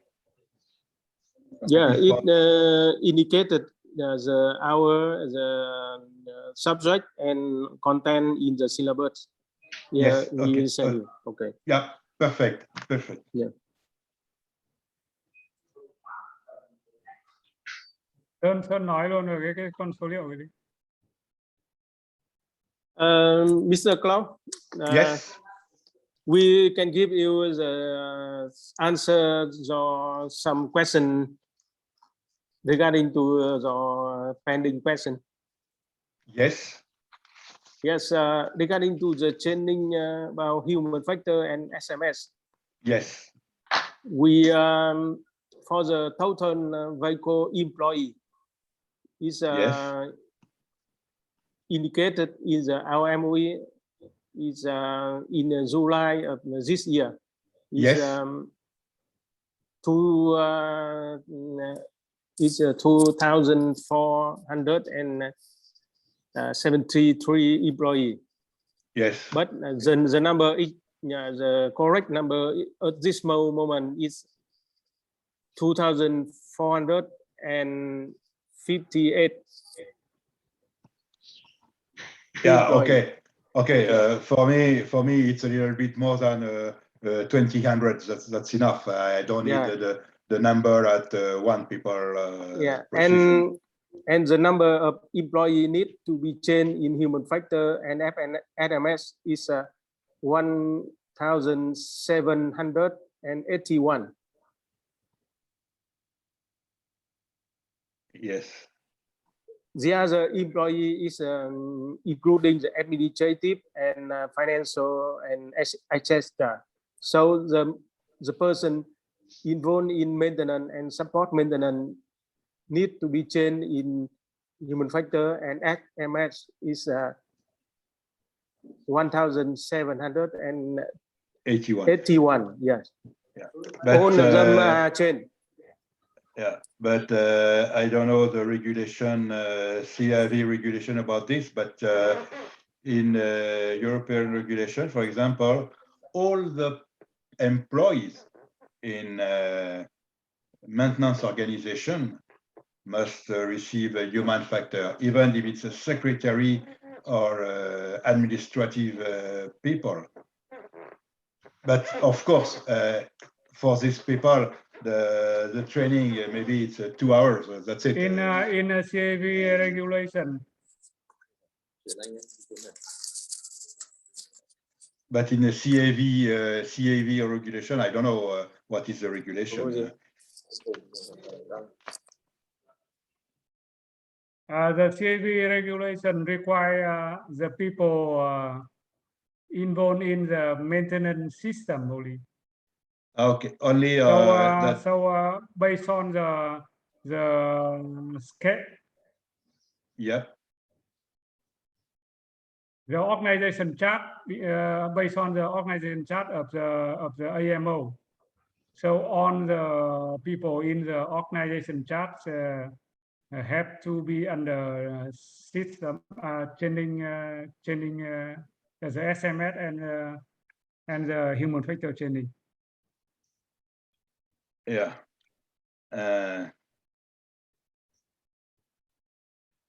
Okay. Okay, so if I will understand, are only qualified the personnel directly related to the MOE, Maintenance Organization Exposition Manual.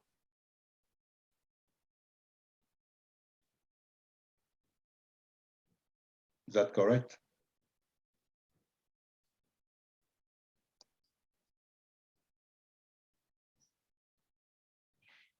Mr. Zhou, what's the question?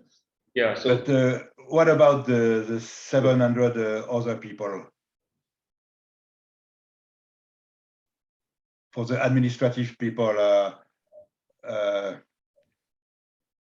what are these people? These 700 people? Where are they working?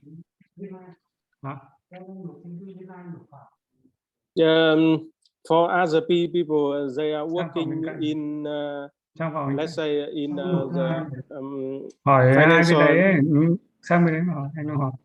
financial department and the administrative department. They are not directly involved in maintenance or support maintenance activity, so they are not required to be changed in RMS, SLS to human factor. Yeah. Okay.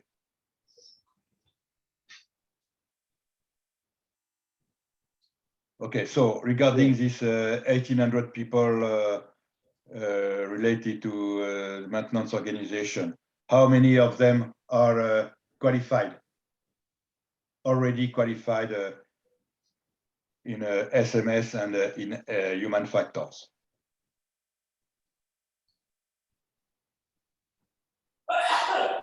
You mean they are qualified for the or outright for the work? No, I'm talking about human factor training and SMS training. Yeah. I would like to know exactly if 100% of the people of these 1,781 people, if 100% of them are received human factor and SMS training.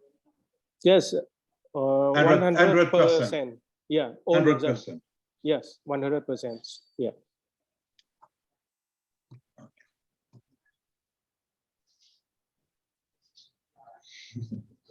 Okay. And I cannot hear the voice. You cannot hear me?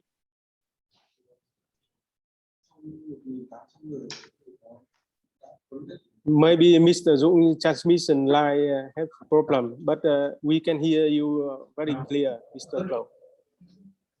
Yeah. As a, okay, go ahead. I have a new device. I don't know if it works correctly or not. Yeah, it's good. Yeah. Mr. Dung, can you hear okay at the moment? Mr. Dung, nghe được không? Không nghe. Không nghe. Mr. Dung không nghe. Okay. We lost him. Okay.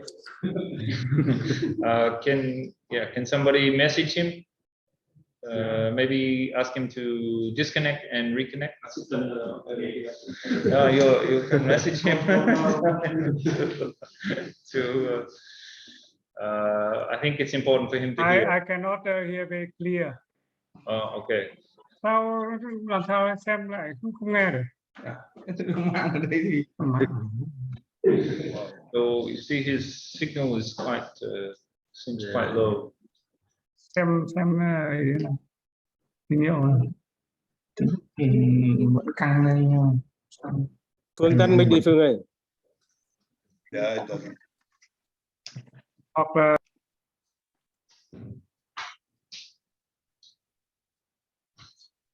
Yeah, his signal strength is low. Yes, yeah, we have some signal problem with Mr. Zong. Yeah, okay. So Claude, while we sort out the technical difficulty, how about we take a 7-minute break? Yes. Okay. Okay, no problem. 7 minutes. Okay, we'll start at 15. 15, yes, at 15 minutes past. Yeah. Yes. Okay. Okay. Perfect. Mr. Zung, we take a 7 minutes break. all right, thank you. Yeah. Then you can sort out the technical problem, and you have time for coffee. All right, see you later. Yeah.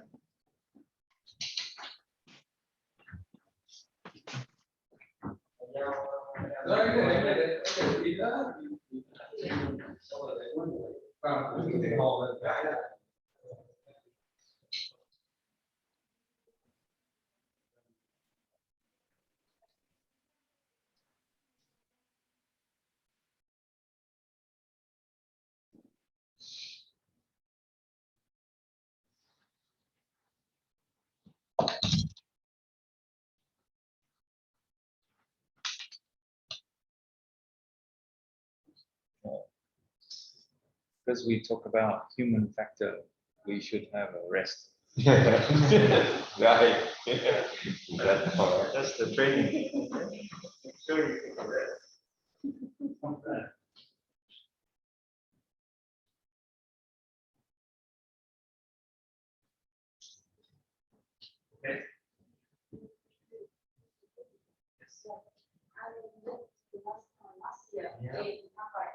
Yes. Yes. 1 week ago. Yeah, 1 week ago. The pandemic, that's how we see the lockdown. Have all the school. Let's have some noodles, some bread, How many kilos? I lost at least 3 kilos. Close to 4. But now I think we'll start to. Now I try to exercise every day.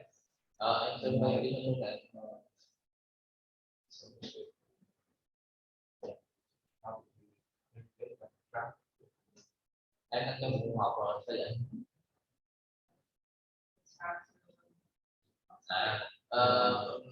Bây giờ nếu mà anh Độ nó đang cái bộ đồ đó trường biết là bị đọc lại hay biết ra một lần gì đó được anh chơi mỗi cái bộ đồ 5 phút được.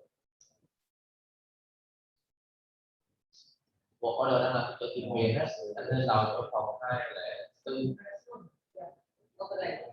chỗ phòng Nhật Bản nhé. Nên xong gặp chị Quyền nhé.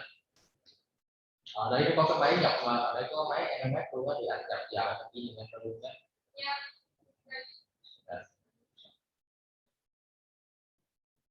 Đúng rồi, anh vô với chú họ luôn, anh cứ chắc anh ở tổng cộng là 27 tab rồi, thành ra là chắc là mỗi tab trong nếu anh xem coi là nó lưu cái nào nhé được thì anh cho đây là 5 phút thôi, rồi lại chi phí thôi.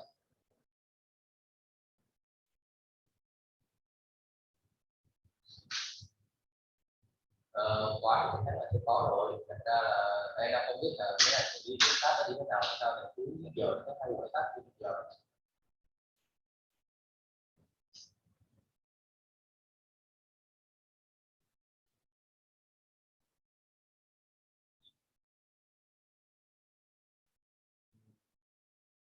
Bây giờ thì em thấy đẹp nhất đó là anh xem thực tế ai ký á, xong rồi cho coi cái người đó là bao nhiêu giờ, nếu mà họ chấm sai giờ thì mình sửa lại giờ của họ, coi các bạn khai thác thông tin ký cấp á, còn nếu mình dự về sửa mà nó quá giờ như 7 rưỡi 8 giờ thì chắc nó đi qua anh đầu tiếng tầm 9 giờ thì ok, 9 giờ đổ lại nó không thì 60 phút mình chia 5 phút ra thì thực hiện 2 tác rồi, chia 2 người đã đủ rồi.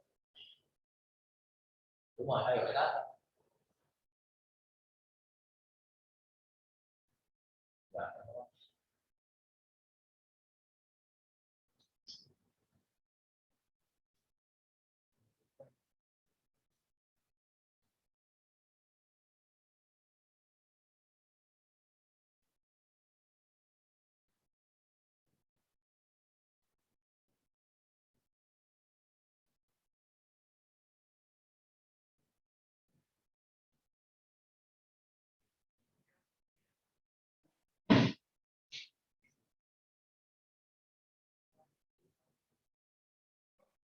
Em nghe trả lời. Em chưa là tìm hiểu lắm, tức là bây giờ mới nhập giờ hay sao?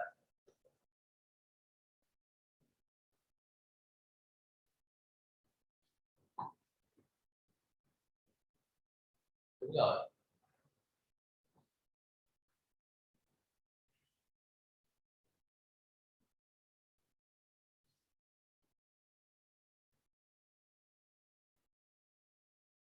Nó đang anh chọn tàu, nhưng mà anh phải chọn cái status là flow á thì nó mới thấy, còn nếu anh để progress không thấy nó đâu.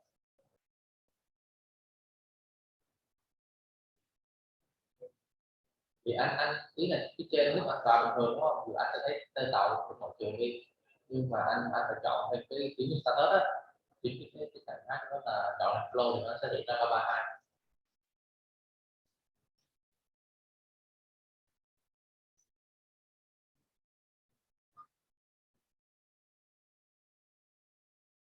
Vậy thì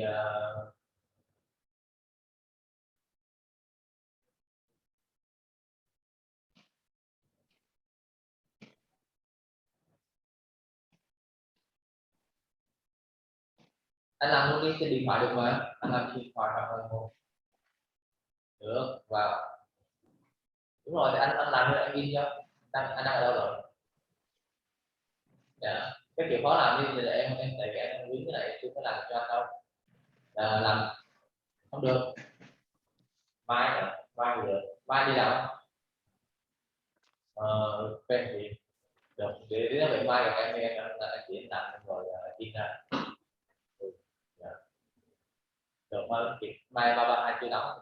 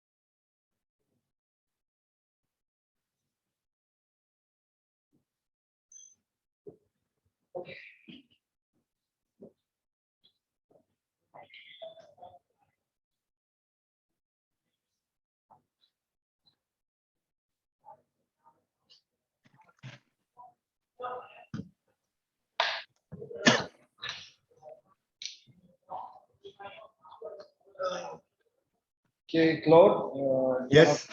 Yeah, I'm ready. Ready? Well, it's you and me because the room is almost empty. Okay.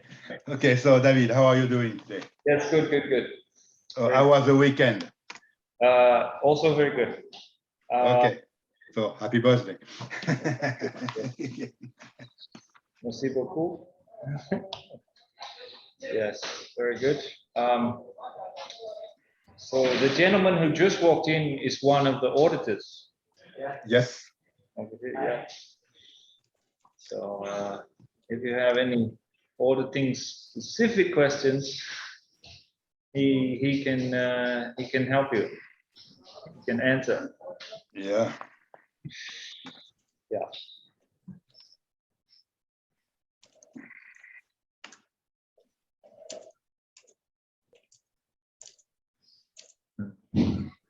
I think it takes long. Maybe I can ask him right now. Sure. Yeah. Do you have any idea about the percentage of your time you spent doing internal audit program? Em hiểu không? Hiểu câu hỏi không? Can you speak again? Yeah. So what percentage of your time? Bao nhiêu phần trăm là auditing hay là bao nhiêu phần trăm làm việc khác? Normally, it should be around 20% for 20% for auditing.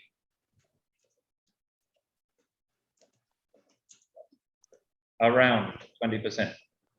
Yeah, 20% auditing, and the rest is for the manuals, the procedures, and all the quality related function.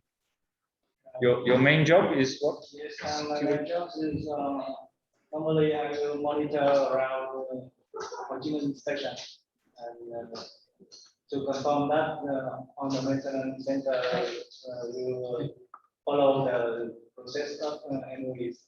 Right. So he's mostly spending time monitoring compliance with MOE. Yes, I had. You do this in the hangar or too close to the mechanics and monitoring how they work, how they use the documentation. Everything. Everything. So line as well as base. Yeah. Both line and base.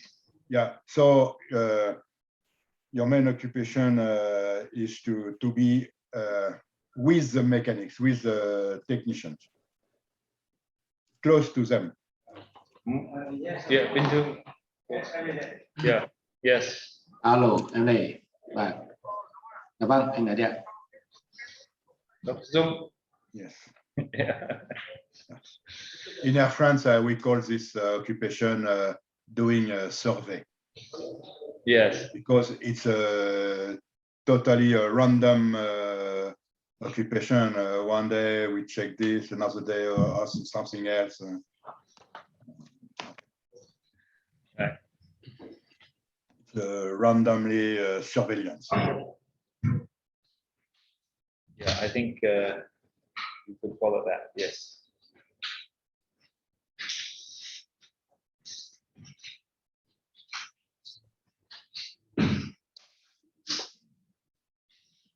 Okay, and during this survey occupation, did you assess that the people doesn't work always with AMM documentation?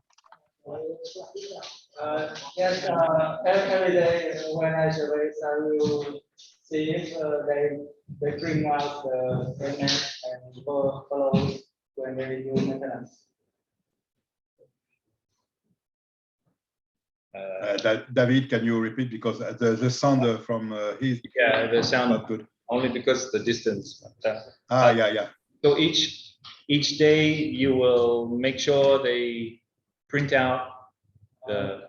I will randomly go around and okay, randomly go around the hangar. Close to the maintenance and see them what they do. And check what they're doing. Okay. And if they, so the question is kind of, sometimes you find they did not print and you remind them to print. I will remind, and then I will raise some non-conformity report. Right. So he will remind them to print the task sheet, etc., and do a non-conformity report. But normally they bring out. But normally they print it out. All right. Yeah. They're very good. And yeah. Yes.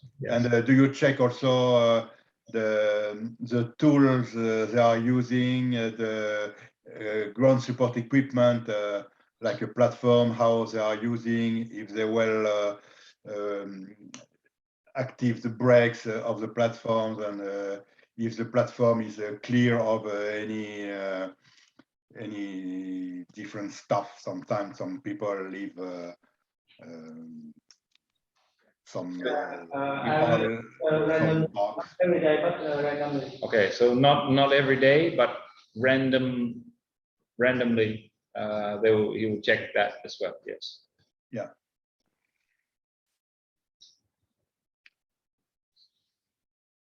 Have you got some specific training in auditing? Yes. Yes. Yeah. That's mandatory. I hope he received it. Yes. Yeah. Well, just checking. Yeah. Yes. And just a question about your authority.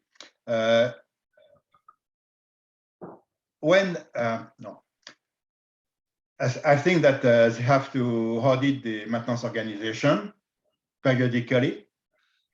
Do they perform this audit every year, or do they have some permanent representative on site?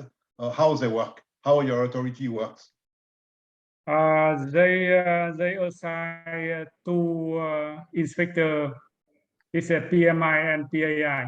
Who say like this for control the vehicle, and they have an office in VAECO in Hanoi. Yeah, and they do the audits every year, but they split the audits into a lot of part of audits. They don't audit one time per year. Yeah.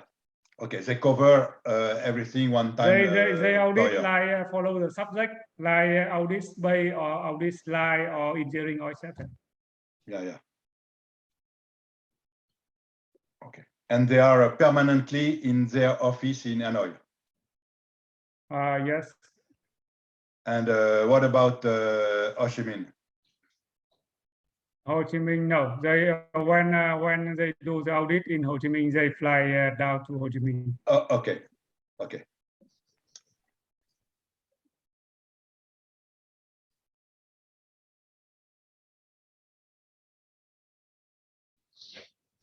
So if you like to go back to the question before break time, I will explain detail for you. Okay, go ahead. Yeah. So you asked about the number, the employee don't need to be trained by SMS and human factor, right? Yeah. So actually, follow the organization's the organization charts in MOE. We don't mention about the finance and people or administration or etc. So the number of employee of VAECO is a totally, and it's a requirement from the CAV. But in our procedure approved by CAV, just mention only the people in that in the AMO. So could say 100% people working in AMO have to be trained by SMS and human factor. Yes, have to be, and they did.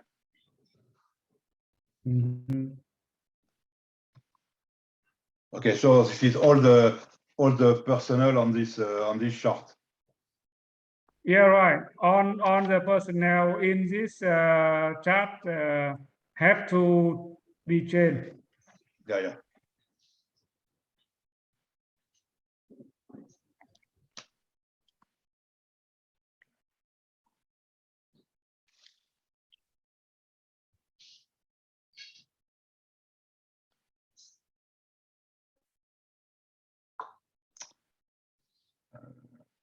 Okay.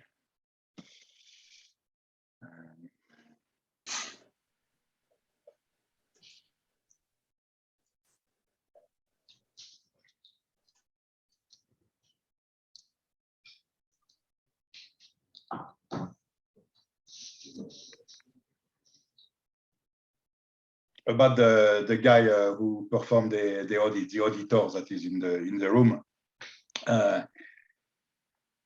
When you do audit and when you do some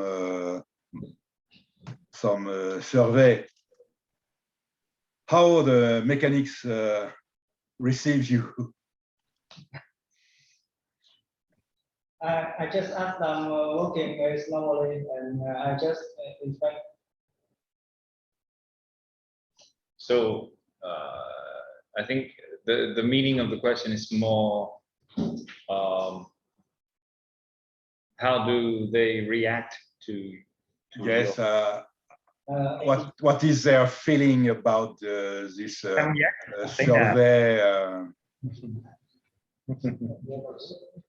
I think they a little bit more carefully than normal. Yeah. Yeah. They know someone's watching them. Yes. Yes. Like bullies behind. Yes. Yeah. Like now in the room. Yeah. That's normal.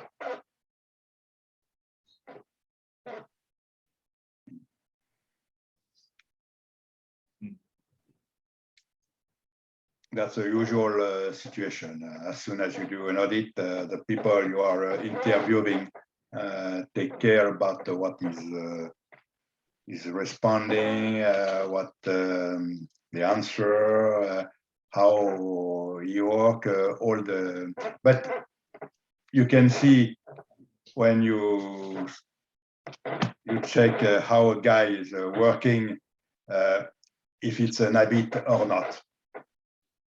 Because if a mechanics is always using AMM, as soon as you ask the question, he has the answer immediately and show you the AMM. Okay, right now I'm doing this. Now I will do this and this. Chẳng hiểu thế sao lại không dạy cái đấy à?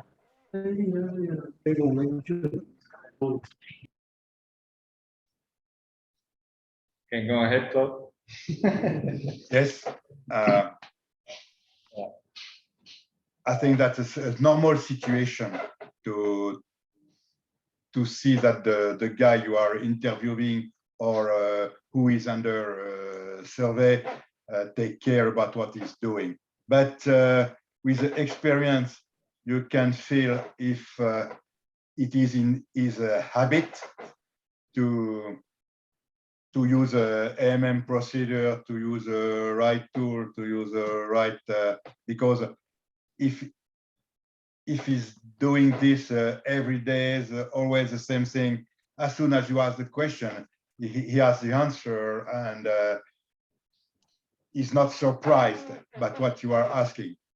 If you have one mechanic that doesn't always use a maintenance manual, as soon as you ask, okay, show me your maintenance manual, he doesn't know where he is exactly in which step of the maintenance manual procedure is just doing. And with experience, you can feel if it's an habit or not to use the manuals, the right procedures, and the right tools and the right ground support equipment. but this you need experience on this. So for you, since how long time are you auditing the maintenance organization? Bao lâu rồi anh làm cái auditing? And the last maintenance audit I performed is 2 months ago. 2 months ago. Nhưng mà ý tưởng là anh làm cái auditing là bao lâu rồi, bao nhiêu năm rồi? I'm auditor for 7 years. 7 years. Okay. Yeah. Okay. So I think he's experienced enough to do this. And by the past, was he working on as a technician or not? First, when I come to VAECO, I'm a technician. You're a technician? Yes. Were you qualified? In what level? Just qualified category A. Category A. Yeah. So he was previously category A technician. Yeah. Okay. So he should know what to check and where.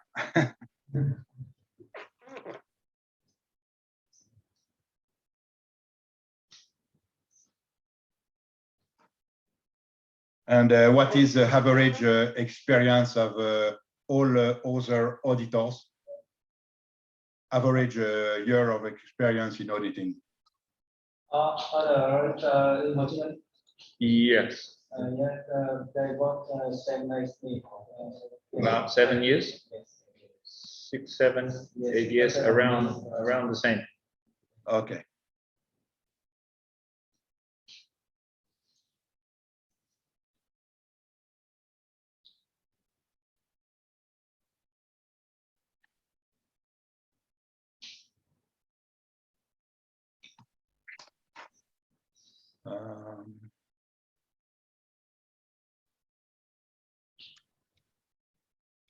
Okay, in the auditing process, when you discover a finding,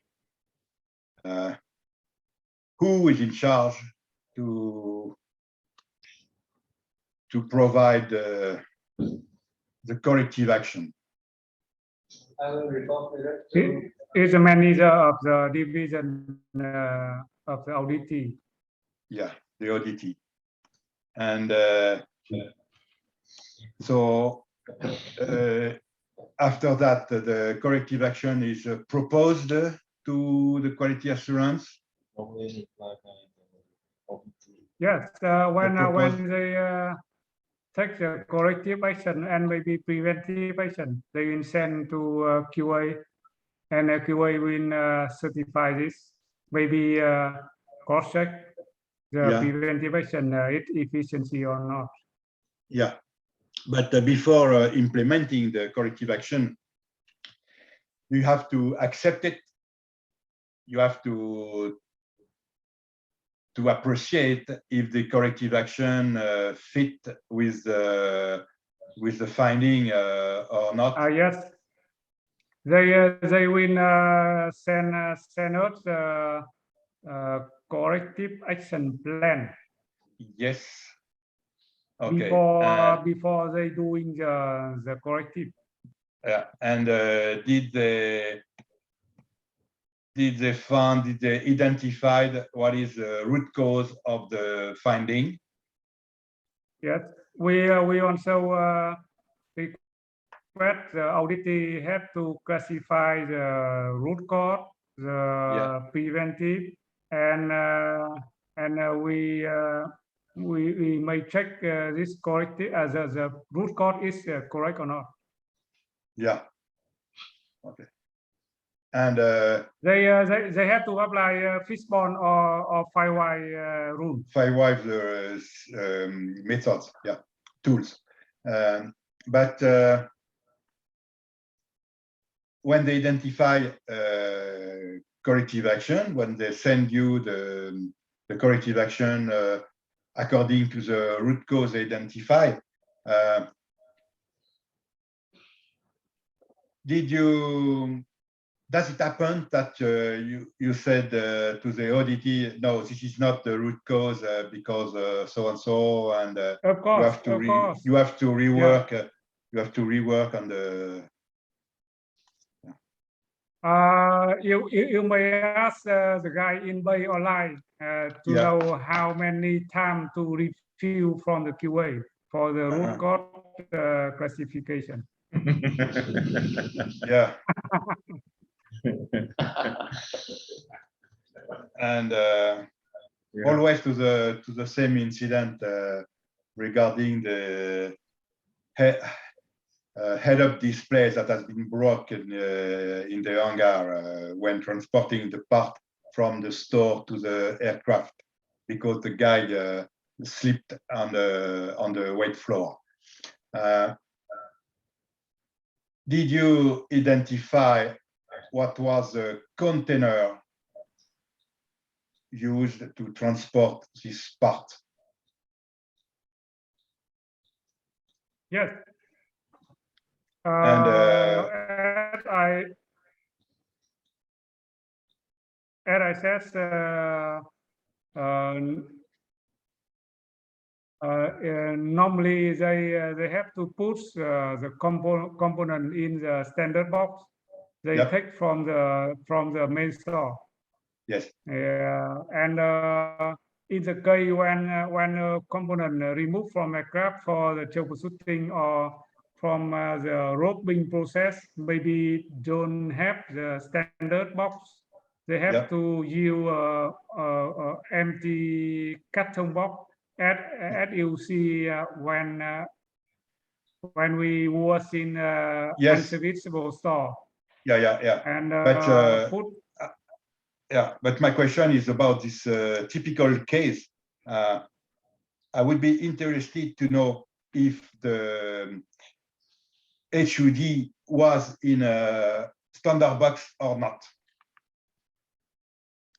Because I don't understand why a guy transporting a component very sensitive like this from the store to the aircraft, by just slipping, the box fall and the part was broken. Normally, as a 88-300 specification, you can drop the box with a part inside from 1 meter height, and nothing must happen. I don't know 1 meter or how high, but in this case, for the broken item, it put in the standard box, not in carton box. It's in normal carton box, and it depends on the way to drop down the component. Yeah, but it's strange that if the component was in its right box, how it can be broken only by falling to the ground. And for the broken box like this, it very rarely. In our system, maybe we count 1 or 2 cases only, not so much. Yeah.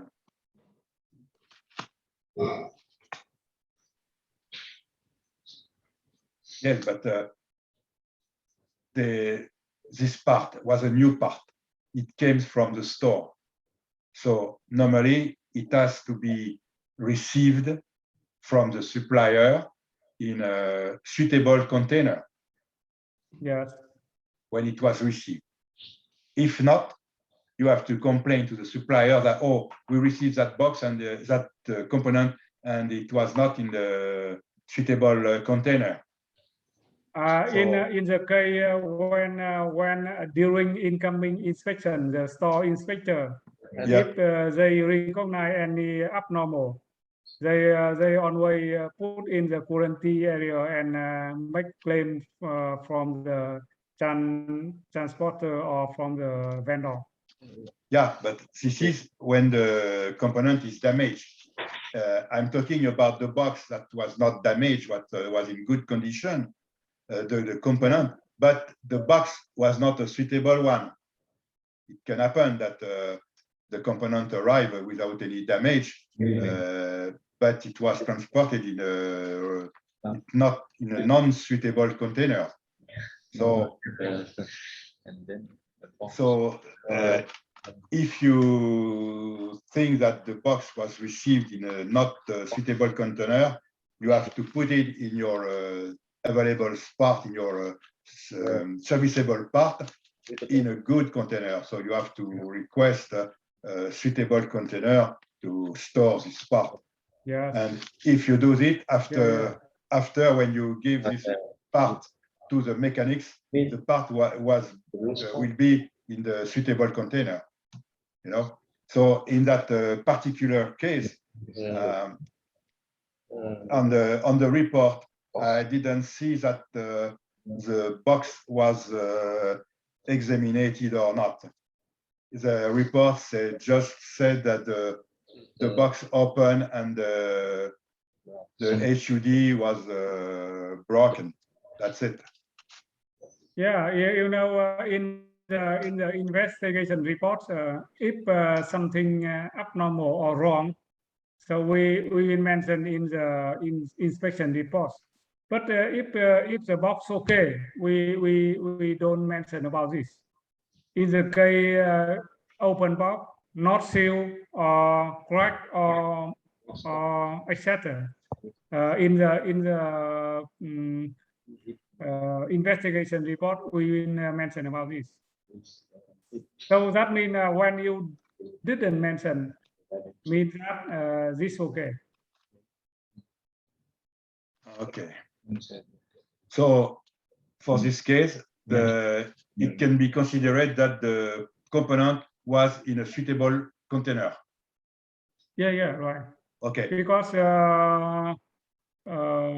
based on the report from the store inspector, from storekeeper, okay, they confirm that it in the original box. Yeah, but how do you explain so that on the report it is written that the box open and the component was broken because the box was not sealed? No, as I said, in this particular case, this,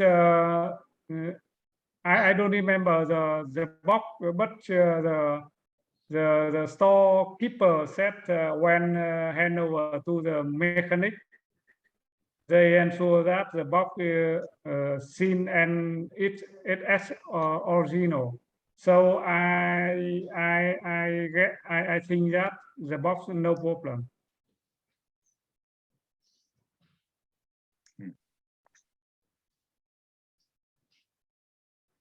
Okay. Because for me, in this investigation report, the accent has been done that the fact that the mechanics slipped on the floor. On the floor. Yeah, and that's it. The accent is made on the mechanics fall. But I think that it would be preferable to go further. Okay, the mechanics slipped, and I know that you can do nothing about the weather condition. But in that case, the accent should be put on the containers about the why the component falling down in his box was broken. You know, maybe the manufacturer. Yeah, but if the box was a box sent by the container by the supplier or the vendor, I don't know if it was a new part or a repaired one. You have to mention that the box qualified as suitable. In fact, it is not, because just dropping on the floor, the component was broken. You know, Yes. maybe it was not adapted container for this particular kind of a component, because the component is in glass, you know. So this head-up display is a big glass where you can see all the navigation information on and it's a very sensitive, so it needs a very adapted box, a very adapted container. No? Yeah. Okay, I'll be aware about this. Yeah, I remember by the past when you receive just I don't know if you were working on aviation in this time, but just EGT indicator or N1 or N2 indicator. Indicator is 5 centimeters square and long 25 centimeters. But the box was a box like 5 or 6 times the size of the indicator, and very protected with a very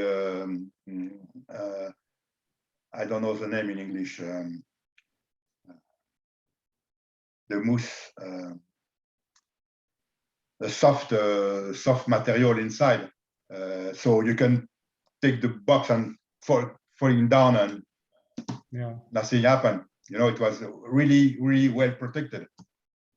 So I know that now with the restriction of weight, of the cost, maybe the regulation, not the regulation, but the procedures change a little bit. But okay. But always you have to, on the receiving inspection process, they have to evaluate if the container is good or not, even if it comes from the vendor, because it's also your responsibility to have the vendor to send it in a proper condition. Normally the supplier and vendor have to do it, but it's like every business consideration. Sometimes they deviate a little bit. Okay, so that's closed.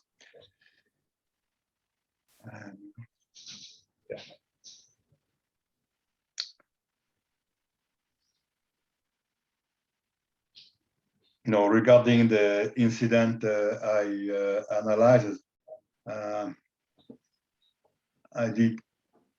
I already performed quite overall of a group of incident.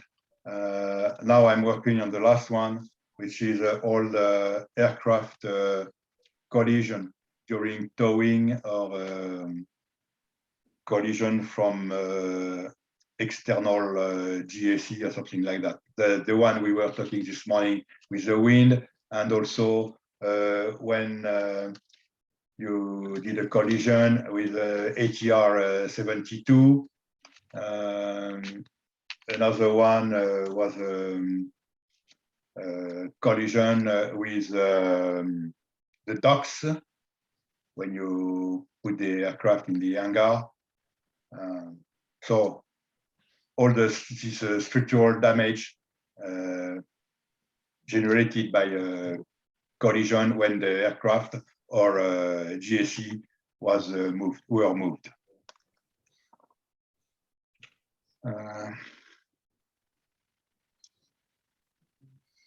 So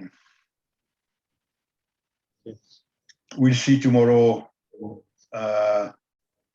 especially about all the communication you did about the safety and quality, because I think that the most important point to get adherence from all mechanics. Thank you.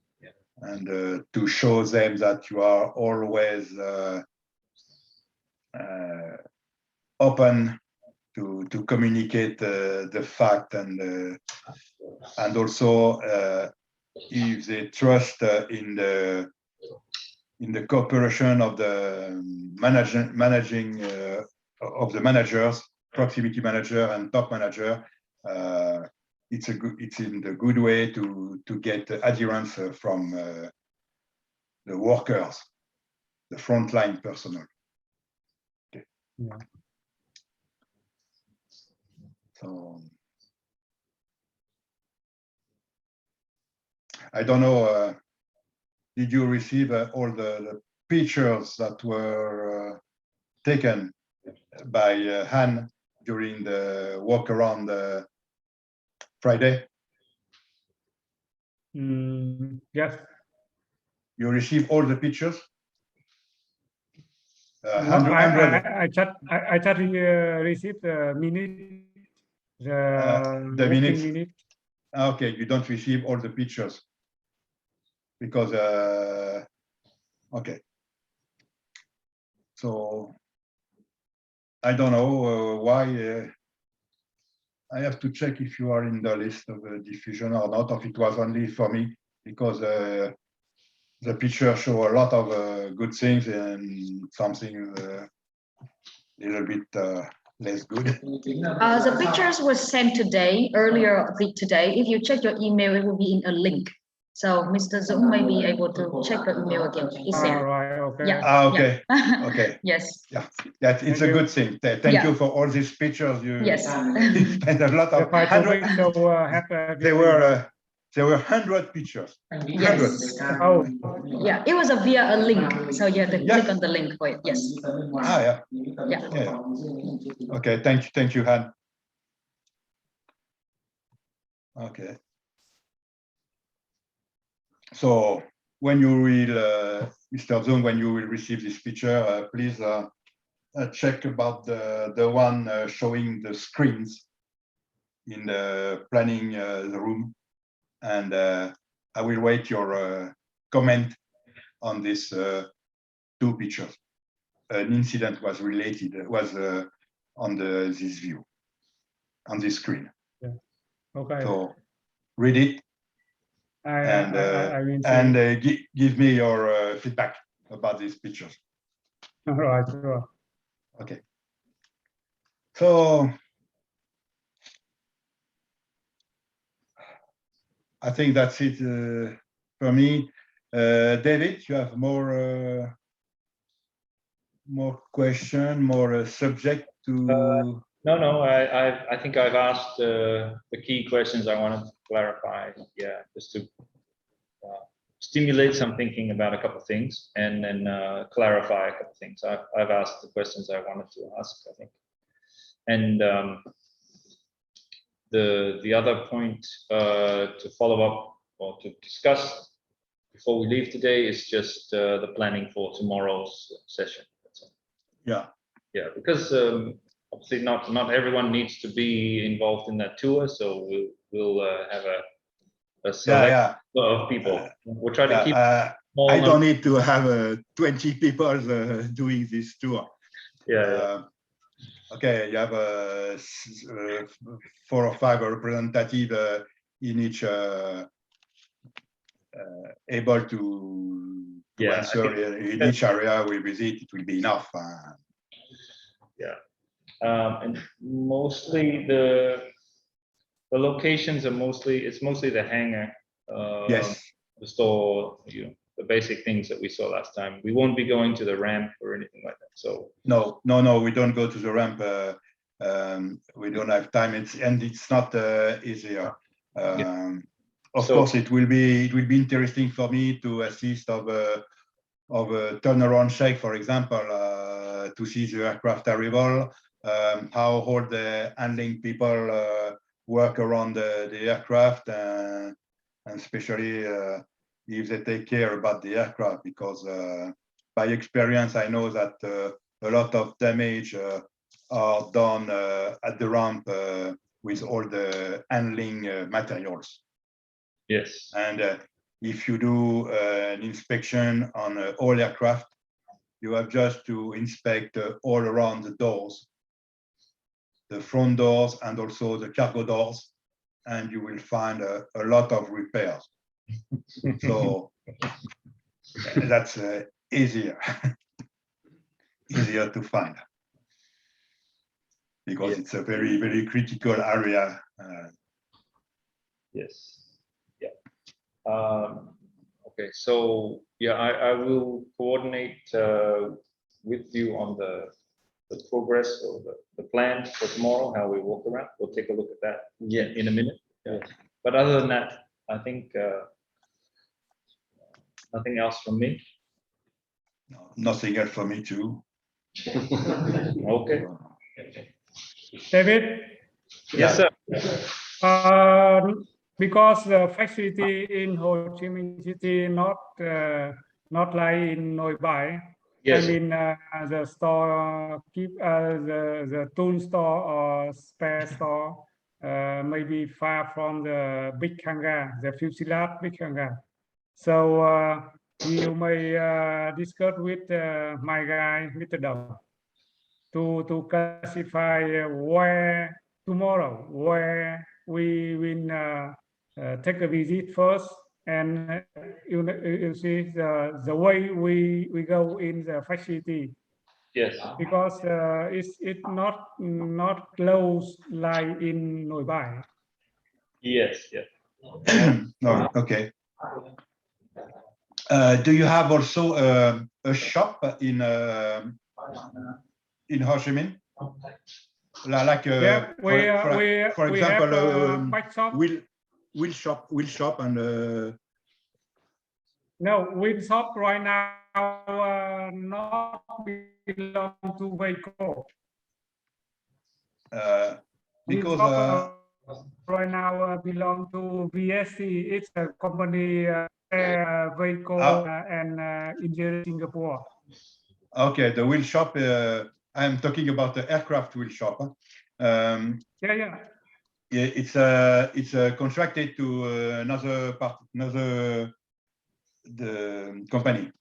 With Vietnam Airlines contract with joint venture company. Yeah. VAECO and engineering STA engineering. Yeah. It's a VAECO or something like that. Yeah. Yeah. Yes, because yesterday we just passed in front of a wheel shop, or I don't know if it's a wheel shop or wheel store. I don't remember, but doesn't matter. But in Ho Chi Minh City, we have some bike shop like composites or structure metallic shop and painting NDT shop like this. Yeah. So it under airframe rating. Yeah. Regarding the NDT, you have a NDT level 3 personnel. We have a contract with a person.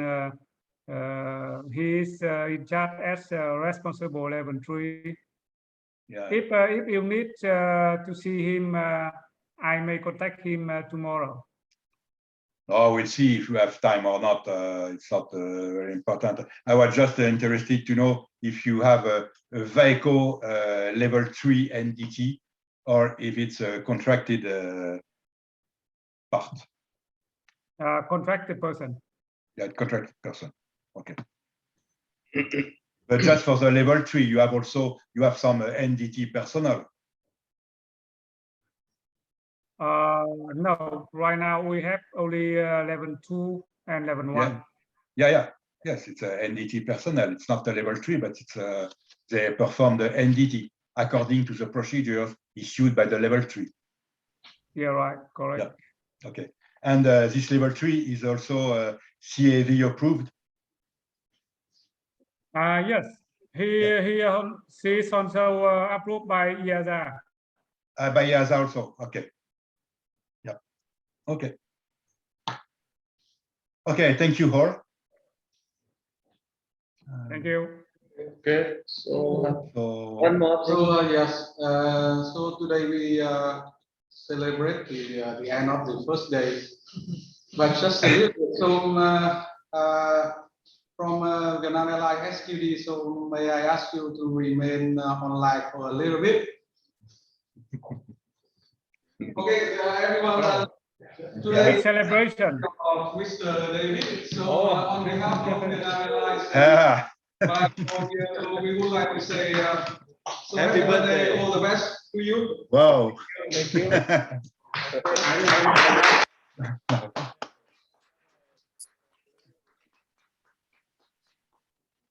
Okay, for you. Thank you. Thank you, Captain Hai Anh and Mr. Dong. Yeah. Beautiful. I'm sorry, Claude, and to everyone in Hanoi, but it looks very delicious. Yes, yes. We are online. Yeah. For you, yeah. Yeah, I wish you enjoy your birthday cake with our friends of VAECO Tân Sơn Nhất. Yes. Happy birthday. Happy birthday. Happy birthday. Okay. Cảm ơn rất nhiều. Okay. Thanks, Captain Hai Anh. Yeah. And how do you feel to have 25 years old? Yes, it's very good. So good that I tried 2 times already. You know. So. Yeah. Okay. Okay. Thanks to you all. Yeah. I will discuss with them about the order to go around. But we will visit the same things we saw, if possible, and I will include the location for one of the incidents, which was the ATR. Yes. With the car, and we'll look at maybe one of the other hangars. Yeah. Okay. Yeah. So tools, store, receiving, inspection. Yes. Thing. And GSE equipment, layout in the hangar, and that's it. The same thing that we did in Hanoi. Okay, and we'll try to do it without the rain. And, with sunshine. We'll try. Okay. Try our best. Okay. How the weather in Saigon now, David? Good. Right now is perfect. Yes, very good. Okay. No rain. Yeah, but tomorrow is a different day. Yes. Okay. Rain So all day. The weather forecast set up. Yeah, we'll find out. But I think we're okay. Okay, so I will leave the meeting. I leave you alone to work. Bye-bye. Thanks you guys. Thanks, Claude. Thank you. Cảm ơn anh Dũng ạ. Thanks. Bye. Okay. Bye-bye.